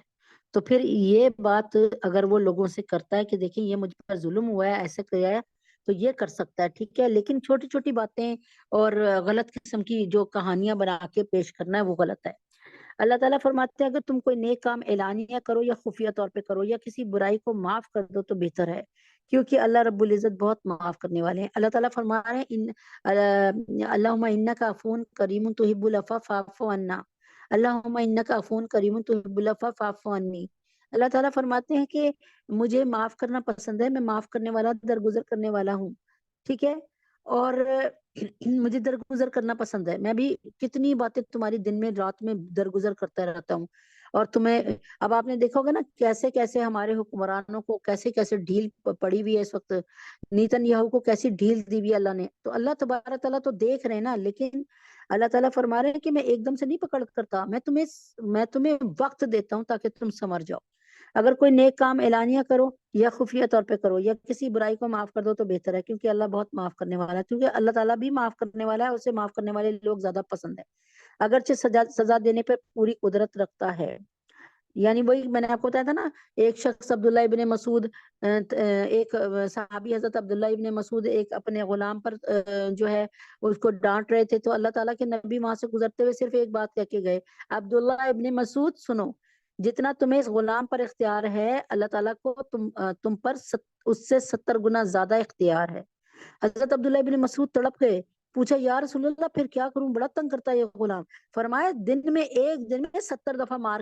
70 دفعہ معاف کر دو، اور 70 دفعہ معاف کر کے 71ویں دفعہ 71 جب 70 دفعہ معاف کر لو ایک دن میں، تو پھر 71ویں دفعہ صرف اس کو تھوڑا سا ڈانٹ لگاؤ، سنپ کرو، یعنی گھرکی دو صرف. تو اگر اللہ تعالیٰ فرماتے ہیں جو لوگ اللہ اور اس کے رسولوں کا انکار کرتے ہیں اور اللہ اور اس کے رسولوں کے درمیان فرق کرتے ہوئے کہتے ہیں کہ کچھ رسولوں پر تو ہم ایمان لاتے ہیں اور کچھ کا انکار کرتے ہیں،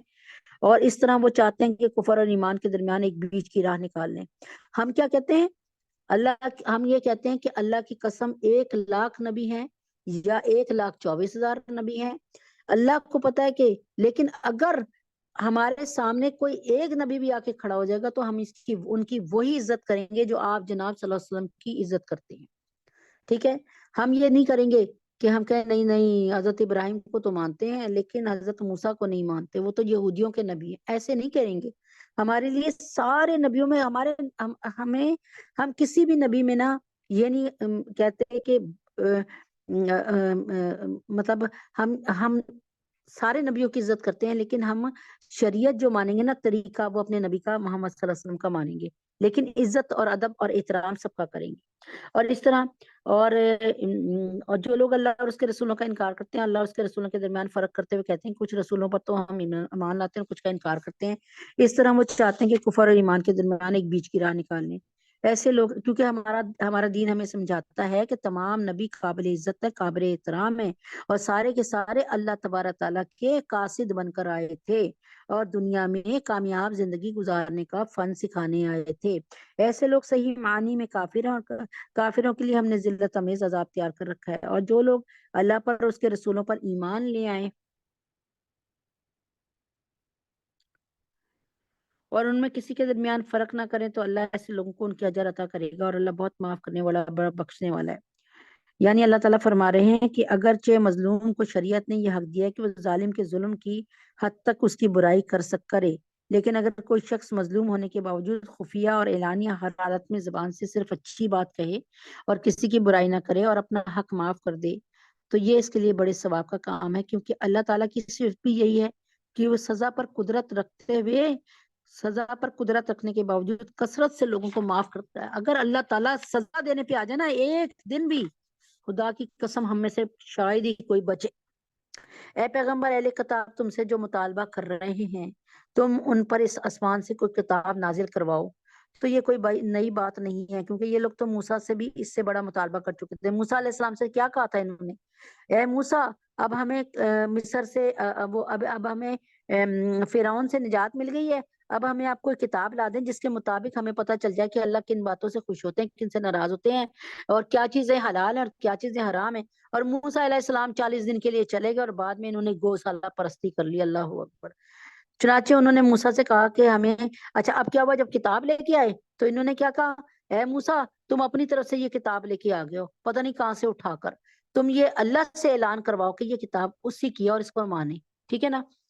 تو اے پیغمبر، اہل کتاب تم سے جو مطالبہ کر رہے ہیں، تو یہاں پر اللہ تعالیٰ فرما رہے ہیں اے محمد صلی اللہ علیہ وسلم، اہل کتاب تم سے جو مطالبہ کر رہے ہیں کہ تم پر آسمان سے کوئی کتاب نازل کرواؤ، تو یہ کوئی نئی بات نہیں، کیونکہ یہ لوگ تو موسیٰ سے اس سے بڑا مطالبہ کر چکے تھے. تو چنانچہ انہوں نے موسیٰ سے کہا تھا کہ ہمیں اللہ کھلی ہوئی آنکھوں دکھاؤ، یعنی اللہ تعالیٰ کو کھلی آنکھوں سے دکھاؤ، اور اللہ تعالیٰ ہمیں کہے کہ یہ میری کتاب ہے، اس کی عزت کرو اور اس پہ عمل کرو، اس کو پڑھو، اس کے مطابق عمل کرو. پھر ان کے پاس جو کھلی کھلی نشانیاں آئی ہیں، اس کے بعد بھی انہوں نے بچڑے کو معبود بنا لیا، اس پر بھی ہم نے انہیں معاف کر دیا. اور ہم نے موسیٰ کو واضح اقتدار عطا کیا. اب موسیٰ علیہ السلام کتاب لینے گئے 40 اور 50 دن کے لیے, اور پیچھے کیا ہوا, سامری نے ایک بچڑا سا بنایا ان کے سارے سونا چاندی لے کے, اس کو ڈھال کے, اور اس میں سے نا جیسے ہم نہیں مٹی والا مٹی کے برتن بناتا ہے, یا کوئی بطخ سا بنا دیتا ہے, چڑیا بنا دیتا ہے, اس طرح اس نے بھی ایک بچڑے کو بچڑا بنایا سونے چاندی سے, اور اس کے بعد نا اس کے منہ میں بھی سوراخ رکھا اور اس کی دم میں بھی سوراخ رکھا, جہاں سے ہوا پاس ہوتی تھی تو عجیب سی غوں غوں کی آواز نکلتی تھی. تو انہوں نے کہا یہی اب تمہارا معبود ہے, اس کی وہ کرو, پوجا کرو. اور موسیٰ علیہ السلام ابھی 40-50 دن کے لیے گئے ہوئے تھے, اور پیچھے یہ کھیل کھیلا. تو ہم نے کوہ طور کو ان پر بلند کر کے, اچھا پھر اللہ تعالیٰ نے پھر کیا کیا, جب انہوں نے موسیٰ سے کہا نا, موسیٰ ہمیں کیسے پتا چلے کہ یہ کتاب اللہ کی ہے, تو ہم نے کیا کیا, ہم نے کوہ طور کو ان پر بلند کر کے ان سے عہد لیا تھا. اللہ تعالیٰ نے پہاڑ طور کو لے کے نا پورا ان پر بلند کر دیا, جیسے آپ دیکھتے ہیں نا کہ ہوائی جہاز آپ پر بلند ہوتا ہے نا, اس طرح. اب دیکھیں نا ہوائی جہاز کو تو مختلف ٹیکنیک سے بنایا ہے تو بلند ہو رہا ہے نا, کہ گریویٹیشن یعنی گریوٹی آف ارتھ یعنی کشش ثقل سے نکل کر وہ ٹھہرا ہوا ہے, ٹھیک ہے نا. اس کے پروں سے ہوا پیچھے جا رہی ہوتی ہے کاٹ کاٹ کر, وہ ایک سائنسی اصول پر اللہ پاک کے حکم سے بنا ہوا ہے نا. تو کہنے کا مقصد یہ ہے کہ ایک پہاڑ کو تو آج تک کسی میں دم نہیں ہے بڑی سے بڑی سائنسدانوں میں, کہ ایک پہاڑ اٹھائیں بہت بڑا کوہ طور اور اس کو ایک فضا میں بلند کر دے. کتنی دیر بلند رکھا اللہ تعالیٰ نے کہ یہ جو کتاب ہے نا یہ میری ہے, اس کو مانو, اس کو یقین دلانے کے لیے, ٹھیک ہے. اور ہم نے کوہ طور کو ان پر بلند کر کے ان سے عہد لیا تھا, اور پھر انہوں نے مان بھی لیا تھا کہ اب ہم اس کتاب کو, یہ آپ کی کتاب ہے اللہ, ہم اس کو پڑھیں گے, اس پر عمل کریں گے. اور ہم نے ان سے کہا تھا کہ شہر کے دروازے میں جھکے ہوئے سروں کے ساتھ داخل ہونا, کیونکہ ان لوگوں نے جب کہا تھا نا کہ یہ ہم منو سلوا کھاتے کھاتے تانگ آ گئے ہیں, اب ہمیں نا پیاز 2 ترکاریاں 2 فومی ہا دسی ہا بسلی ہا, ہمیں مسور کی دال چاہیے, ہمیں پالک چاہیے, ہمیں ترکاریاں سبزیاں چاہیے. تو اللہ تعالیٰ نے فرمایا تھا کہ جاؤ جہاں سے تم چھوڑ کے آئے نا وہاں پر جاؤ, وہاں پر قوم عمالقہ ہے, ان سے جا کے لڑو,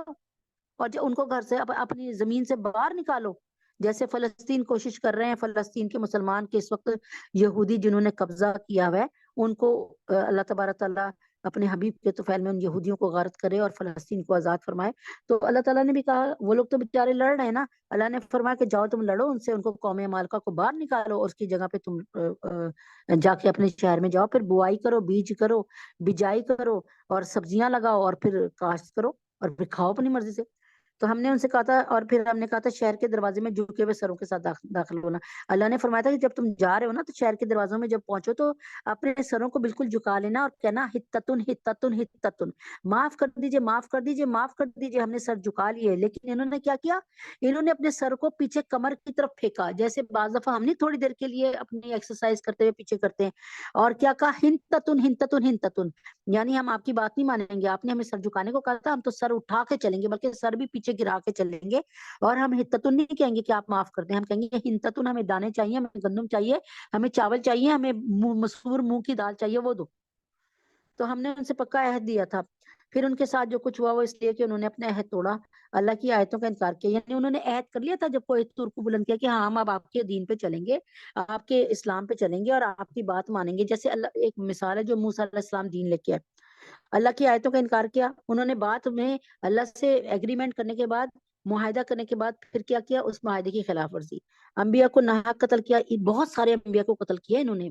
بنی اسرائیل نے بہت سارے انبیاء کو. اب یہ انبیاء کے قاتل ہیں, یہ سوچ لیں. تو اور یہ کہا کہ ہمارے دلوں پر غلاف چڑھا ہوا ہے, ٹھیک ہے. اس کا مطلب یہ کہ ہمارے دل کو یعنی یہ نبی اکرم صلی اللہ علیہ وسلم سے کیا کہہ رہے ہیں سنیں. ان کا مطلب یہ تھا کہ ہمارے دل بالکل محفوظ ہیں, ان میں اپنے مذہب کے سوا کسی اور مذہب کی بات داخل نہیں ہو سکتی. اب یہ نبی محمد صلی اللہ علیہ وسلم جتنے مرضی اپنے مذہب کی طرف بلائیں, ہمارے دلوں پر تو غلاف چڑھا ہوا ہے. اب ہمارے دلوں میں جو اچھی اچھی باتیں آنی تھی آ چکی ہیں, اب ہمارے نعوذ باللہ ہمیں اس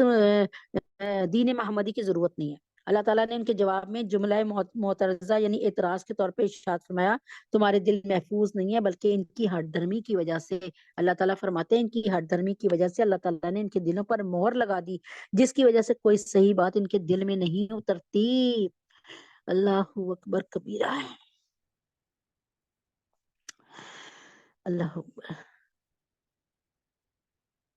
اچھا اب کیا ہوا تھا کہ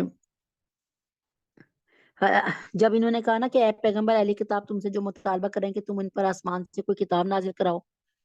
تو یہ کوئی نئی بات نہیں، کیونکہ یہ لوگ تو موسیٰ سے اس سے بڑا مطالبہ کر چکے تھے۔ چنانچہ انہوں نے موسیٰ سے کہا تھا کہ ہمیں اللہ تعالیٰ کھلی آنکھوں دکھاؤ۔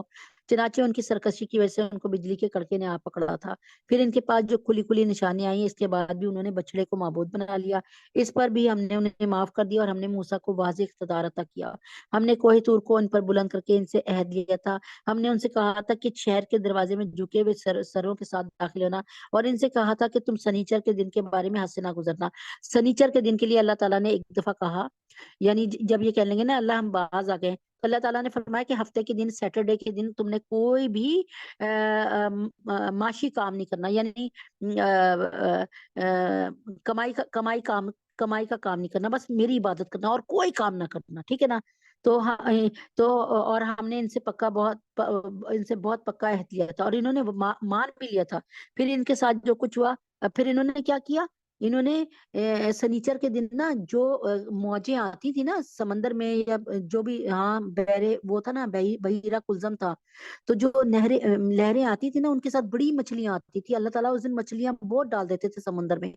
تو کیا ہوتا تھا کہ جب وہ لہریں واپس پلٹتی تھی نا، تو انہوں نے ٹوئے بنا لیے تھے، گڑے، تو وہ مچھلیاں جو ہے نا اس میں ٹوئوں میں گڑوں میں کافی ساری مچھلیاں گر جاتی تھی، اور یہ کیا کرتے تھے، اس کو ڈھانگ دیتے تھے، یعنی کہ مچھلی اس میں سے نکلے نا، اور اس کے بعد اتوار والے دن مچھلیاں خوب ساری پکڑ لیتے تھے۔ تو یعنی انہوں نے کام تو وہی کیا نا، در پردہ، ادھر سے نہیں ناک کو پکڑا تو ادھر سے پکڑ لیا۔ تو حالانکہ حقیقت یہ ہے کہ ان کے کفر کی وجہ سے اللہ نے ان کے دلوں پر مہر لگا دی ہے، اس لیے وہ تھوڑی سی باتوں کے سوا کسی بات پہ ایمان نہیں لاتے۔ یہ بنی اسرائیل کی تمام باتیں بتائی جا رہی ہیں، اور زیادہ تر اس میں حضرت موسیٰ علیہ السلام کی قوم کے حالات بیان کیے جا رہے ہیں، اور اس لیے کہ انہوں نے کفر کا راستہ اختیار کیا اور مریم پر بڑے بھاری بہتان کی بات کی۔ حضرت مریم کے لیے کیا کیا، حضرت عیسیٰ علیہ السلام، چونکہ حضرت مریم علیہ السلام کے بطن سے بغیر باپ کے پیدا ہوئے تھے نا، اللہ تعالیٰ نے بغیر ماں اور باپ کے پیدا کر کے دکھایا، جبکہ ہماری سائنس کہتی ہے ایسا ہو نہیں سکتا۔ حضرت آدم علیہ السلام کو اللہ پاک نے بغیر ماں کے پیدا کر کے دکھایا، اور بغیر باپ کے پیدا کر کے دکھایا اماں حوا کو حضرت آدم علیہ السلام کی پسلی سے۔ پھر اللہ پاک نے عیسیٰ علیہ السلام کو بغیر باپ کے پیدا کر کے دکھایا، کن کہہ کر، کہ اللہ تعالیٰ نے بتا دیا کہ میں کسی بات میں کسی چیز کا محتاج نہیں ہوں، نہ میں مذکر کا محتاج ہوں بچہ پیدا کرنے میں، نہ مؤنث کا۔ تو حضرت عیسیٰ علیہ السلام چونکہ حضرت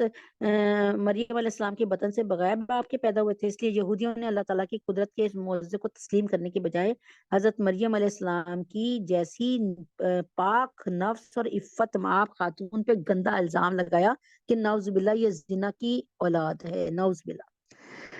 اچھا، اور مریم پر بڑے بھاری بہتان کی بات کہی، اور یہ کہا کہ ہم نے اللہ کے رسول عیسیٰ ابن مریم کو قتل کر دیا تھا، حالانکہ نہ انہوں نے عیسیٰ علیہ السلام کو قتل کیا تھا، نہ انہیں سولی دے پائے تھے، بلکہ انہیں اشتباہ ہو گیا تھا، نہیں شبہ ہو گیا تھا۔ اب یہاں پہ سن لیں، یعنی انہوں نے مریم یہ دیکھیں نا، یہ یہودی، یہ بنی اسرائیلی اتنے خراب تھے کہ نبیوں کو بھی چھوڑتے نہیں تھے۔ اچھا، یہاں پہ تھوڑی باتوں سے ہے نا کہ تھوڑی باتوں یہاں پہ اللہ تعالیٰ نے ذکر کیا ہے نا کہ وہ تھوڑی سی باتوں کے سوا کسی بات پر ایمان نہیں لاتے۔ تھوڑی باتوں سے مراد یہ کہ مثلا حضرت موسیٰ علیہ السلام کی نبوت پر تو ایمان لاتے ہیں، لیکن آج حضرت صلی اللہ علیہ وسلم پر ایمان نہیں لاتے، حالانکہ تورات میں نبی پاک محمد صلی اللہ علیہ وسلم کا ذکر بڑے واضح طور پہ، بڑے واضح الفاظ میں، بڑی واضح نشانیوں کے ساتھ تھا۔ تو قرآن کریم نے یہ حقیقت بڑے پرزور الفاظ میں بیان فرمائی ہے کہ حضرت عیسیٰ علیہ السلام کو نہ کوئی قتل کر سکا ہے، نہ انہیں سولی دے چکا ہے، بلکہ ان کو اشتباہ ہو گیا ہے، یعنی انہوں نے کسی اور شخص کو حضرت عیسیٰ علیہ السلام سمجھ کر اسے سولی پر چڑھایا تھا، اور حضرت عیسیٰ علیہ السلام کو اللہ تعالیٰ نے اوپر اٹھا لیا۔ اصل میں ہوتا کیا ہے، اگر کوئی جا کے نا امریکنز کو، عیسائیوں کو یہ بتائے کہ یہ یہودی صرف ہمارے نبی کے دشمن نہیں تھے، بلکہ یہ پکے پکے دشمن تھے تمہارے نبی کے، حضرت عیسیٰ علیہ السلام کے، اور حضرت عیسیٰ علیہ السلام کو ایک دو تفسیر کے مطابق میں بتا رہی ہوں، انہوں نے مطلب تفسیریں تو بہت ساری ہیں، دو کو پیش کر رہی ہوں، کہ انہوں نے ایک دن حضرت عیسیٰ علیہ السلام کو مارنے کے لیے یہودیوں نے پوری پلاننگ کر لی۔ حضرت عیسیٰ علیہ السلام جس کمرے میں تھے، جس گھر میں تھے، وہاں سے نکلے نہیں تھے، انہوں نے اپنے کسی بندے کو بھیجا کہ دیکھو عیسیٰ کہاں ہے، کیا کر رہا ہے عیسیٰ علیہ السلام، اور باہر کیوں نہیں آ رہے۔ جیسے ہی وہ بندہ ادھر گیا، اللہ تعالیٰ نے اس کی شکل ویسے بنا دی اور حضرت عیسیٰ علیہ السلام کو اوپر اٹھا لیا۔ اب یہودی جب دیکھا کہ ابھی تک وہ بندہ ہمارا واپس نہیں آیا، اندر دیکھا تو آ کر وہ اس بندے کو جو کہ ان کا اپنا ہی تھا، حضرت عیسیٰ علیہ السلام کی جگہ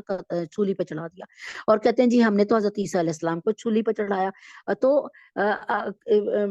کوئی ان کا عیسائیوں کو جا کر بتایا کہ یہ یہودی، اور اللہ تعالیٰ کا ایک نظام قدرت کہ اللہ تبارک تعالیٰ روز قیامت اللہ تبارک تعالیٰ بھی الحمدللہ رب العالمین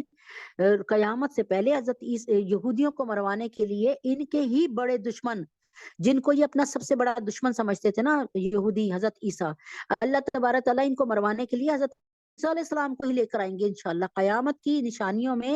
حضرت محمد صلی اللہ علیہ وسلم کی 100 احادیث ہیں کہ حضرت عیسیٰ علیہ السلام نے، میں کل انشاءاللہ ساری کی ساری احادیث بیان کروں گی، 100 تو نہیں نعوذ باللہ مطلب یہ سب کر سکتی، لیکن میں موٹی موٹی احادیث بیان کر دوں گی کہ دیکھیں نبی پاک صلی اللہ علیہ وسلم نے، نبی ملاحم نے، مخبر صادق صلی اللہ علیہ وسلم نے ایک ایک ان یہودیوں کی ایک ایک جو ہے نا ان حضرت عیسیٰ علیہ السلام کے دنیا میں آنے کی، کیونکہ ایک اس کی تفسیر یہ بھی ہے کہ حضرت عیسیٰ علیہ السلام نے فرمایا کہ ان کو اندازہ ہو گیا تھا کہ مجھے قتل کرنے آنے، مطلب مجھے شہید کرنے والے ہیں، تو انہوں نے کیا کیا کہ انہوں نے یہ کیا کہ اپنے ایک حواری یعنی اپنے ایک جان نثار سے پوچھا کیا تم میری جگہ قتل ہو سکتے ہو؟ تو انہوں نے کہا بالکل ہو یعنی شہید ہو سکتے ہو، اس نے کہا ہاں۔ تو اللہ تعالیٰ نے ان کی شکل بالکل حضرت عیسیٰ جیسی بنا دی اور حضرت عیسیٰ علیہ السلام کو اوپر اٹھا لیا۔ ان میں نا بہت سی تفاسیر ہیں، لیکن ایک بات ڈن ہے کہ حضرت عیسیٰ علیہ السلام جو ہے وہ بالکل شہید نہیں ہوئے، بالکل قتل نہیں ہوئے، اور وہ بالکل صحیح سلامت جو ہے پوری جان کے ساتھ، پورے ہوش و حواس کے ساتھ اللہ کے گھر میں محفوظ ہیں، اور قرب قیامت انشاءاللہ آئیں گے۔ کل میں اس کی پوری ڈیٹیل آپ کو انشاءاللہ مفتی رفیع عثمانی صاحب کی قیامت کی نشانیوں میں سے پڑھ کے انشاءاللہ بتاؤں گی، کوئی 11-12 نشانیاں بتا دوں گی، وہ 100 نشانی یعنی 177 نشانیاں تو نہیں بتا سکتی، کوئی 11-12 بتا دوں گی، جس کی وجہ سے آپ دھوکہ نہیں کھا سکتے کسی بندے سے جو دعویٰ کرے کہ میں امام مہدی ہوں یا حضرت عیسیٰ علیہ السلام ہوں۔ اللہم صلی علی محمد وعلی آل محمد کما صلیت علی ابراہیم وعلی آل ابراہیم انک حمید مجید، اللہم بارک علی محمد وعلی آل محمد کما بارکت علی ابراہیم وعلی آل ابراہیم انک حمید مجید۔ قل هو اللہ احد اللہ الصمد لم یلد ولم یولد ولم یکن له کفوا احد۔ قل هو اللہ احد اللہ الصمد لم یلد ولم یولد ولم یکن له کفوا احد۔ قل هو اللہ احد اللہ الصمد لم یلد ولم یولد ولم یکن له کفوا احد۔ ایک دفعہ درود شریف اور 3 دفعہ قل هو اللہ اسی وجہ سے پڑھی گئی کہ ایک اس کی وجہ یہ کہ اس کو پڑھ کر جو دعا مانگی جائے اللہ قبول کرتا ہے، دوسرے یہ کہ آج ہماری جو کہ مینجمنٹ میں سے بہت فعال اور بہت کام کرنے والی بہن ہے، کل ان کے ہاں نواسی پیدا ہوئی اور کل ہی وہ اللہ کو پیاری ہو گئی، تو آج ہم ان کے لیے اہلیہ محمد آصف کی نواسی کے لیے بھی کہ اللہ تبارک تعالیٰ نے اس کو تو بخشا ہوا ہے، وہ تو دنیا میں آئی، تھوڑی سی سانسیں لی اور چلی گئی کل میں، لیکن اللہ تبارک تعالیٰ ان سے دعا ہے کہ ان کی باقیات کو، ان کے باقی رہ جانے والے لوگوں کو، یعنی ہماری اہلیہ محمد آصف کو، ان کی بیٹی کو، ان کے داماد کو، ان کے گھر والوں کو اللہ تبارک تعالیٰ ان سب کو صبر جمیل عطا فرمائیں۔ اللہ پاک اس بچی، یہ تو حقیقت ہے کہ یہ بچی ان کے لیے جنت میں لے جانے کا، ان کو جنت میں لے جانے کا ذریعہ بنے گی، تو اللہ تعالیٰ ان کے غم اور صدمے کو جو ہے اس کو ہلکا کر دیں، اور اللہ تبارک تعالیٰ ان کو صبر جمیل عطا فرمائیں، اور یہ جو ایک بہت بڑا صدمہ 4-5 سال بعد اللہ پاک نے جو دیا خوشی، اس سے جو ملا ان کو صدمہ، اللہ تبارک تعالیٰ اپنے حبیب پاک صلی اللہ علیہ وسلم کے طفیل میں اس میں ان کے لیے آسانی پیدا فرما دے اپنے حبیب کے طفیل میں، تو اللہ تعالیٰ قبول فرمائے اور منظور فرمائے۔ تو اللہ تعالیٰ ربنا آتینا فی الدنیا حسنۃ وفی الآخرۃ حسنۃ وقنا عذاب النار، ربنا ظلمنا انفسنا وان لم تغفر لنا وترحمنا لنکونن من الخاسرین، رب اغفر وارحم وانت خیر الراحمین، اللہم انت السلام ومنک السلام تبارک یا ذا الجلال والاکرام، اللہم اعنی علی ذکرک وشکرک وحسن عبادتک۔ اے اللہ پاک ہم سب کے گناہوں کو معاف فرمائیے، ربنا آتینا فی الدنیا حسنۃ وفی الآخرۃ حسنۃ وقنا عذاب النار۔ اے اللہ پاک اپنے حبیب پاک صلی اللہ علیہ وسلم کے طفیل میں دنیا اور آخرت کی برائیاں صرف ہمیں ہی نہیں، ہماری آنے والی نسلوں کو، ہماری موجودہ نسلوں کو، قیامت کی صبح تک کے لیے آنے والی نسلوں کو دنیا اور آخرت کی بھلائیاں عطا فرما دیجئے۔ اے اللہ پاک اس درس کو قبول فرما لیجئے، اے اللہ پاک اس میٹنگ کو قبول فرما لیجئے، اس کو محفل کو، مجلس کو قبول فرما لیجئے، اس بیٹھک کو قبول فرما لیجئے۔ اے اللہ پاک جتنے بھی لوگ یہاں پر بیٹھے ہیں، اللہ پاک ان سب کے دلوں میں جو خواہشات ہیں اللہ پاک ان کو بہترین انداز میں جلد اللہ تبارک تعالیٰ پورا فرما دیجئے۔ یا اللہ پاک جو بے روزگار ہیں ان کو بہترین روزی کریم روزی عطا فرما دیجئے۔ یا اللہ پاک اپنے حبیب پاک صلی اللہ علیہ وسلم کے طفیل میں جو اللہ تعالیٰ جو بے ایمان ہیں، ایمان کے بغیر ہیں، ان کو ایمان کا نور اور ایمان کے نور سے منور فرما دے، ان کے اعمال کو ایمانی بنا دیجئے۔ اے اللہ پاک جو لوگ جو ہیں بے ہدایتیں ہیں ان کو ہدایت عطا فرما دیجئے۔ یا اللہ پاک جن کے پاس اپنے جو بے گھر ہیں ان کو اپنے گھر اور اپنے در عطا فرما دیجئے۔ اے اللہ پاک جو بے ایمان ہیں ان کو ایمان عطا فرما دیجئے۔ یا اللہ پاک جو بے اولاد ہیں ان کو نیک نرینہ اولاد عطا فرما دیجئے۔ اے اللہ پاک جو بے نکاحی لوگ ہیں، جن کے نکاح نہیں ہوئے اور نکاح کی عمر تک پہنچ گئی ہیں، جو بچیاں اور بچے، اللہ ان کو بہترین جوڑ، بہترین زوج اور بہترین در اور بہترین گھر عطا فرما دیجئے۔ یا اللہ ہم سب کے گناہوں کو معاف فرما دیجئے۔ یا اللہ پاک ہم سب کی خطاؤں کو درگزر فرما دیجئے۔ مولا کریم آقا عظیم ہم سب پہ رحم فرما دیجئے۔ یا اللہ پاک آپ نے اگر ہم پہ نہیں بھی رحم فرمانا تب بھی رحم فرما دیجئے۔ اے اللہ پاک ہمارے بچوں کو، اللہ پاک ہماری نسلوں کو، اللہ تعالیٰ قیامت کی صبح تک آنے والی نسلوں کو ان کی تربیت جیسے آپ نے حضرت یوسف علیہ السلام کی، ننھے یوسف علیہ السلام کی، ننھے محمد صلی اللہ علیہ وسلم کی، ننھے عیسیٰ علیہ السلام کی جو ہے آپ نے تربیت کی، ویسے ہی ہمارے بچوں کی قیامت کی صبح تک آنے والی نسلوں کی اللہ تبارک تعالیٰ آپ خود ہی تربیت فرما دیجئے۔ اے اللہ پاک ہمیں تربیت کرنی نہیں آتی، اور اے اللہ پاک اس وقت گناہوں کی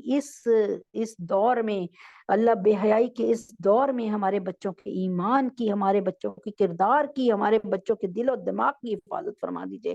اے اللہ پاک ہمارے بچے جہاں بھی جائیں،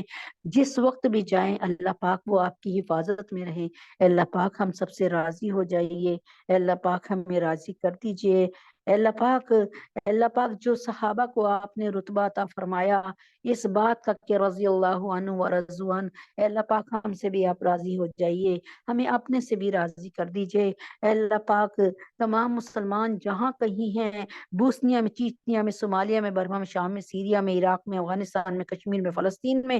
یا اللہ فلسطین میں، یا اللہ پاک مشرقی ترکستان، ہندوستان میں اور چائنا میں، یا اللہ فلسطین کے مسلمانوں کی اور ہر جگہ کے مسلمانوں کی اللہ حفاظت فرما دے، ان کی جان مال عزت آبرو کی حفاظت فرما دے۔ یا اللہ پاک ہمارے گناہوں کو معاف فرما دے۔ یا اللہ پاک کیا ابھی وہ وقت نہیں آیا کہ ہم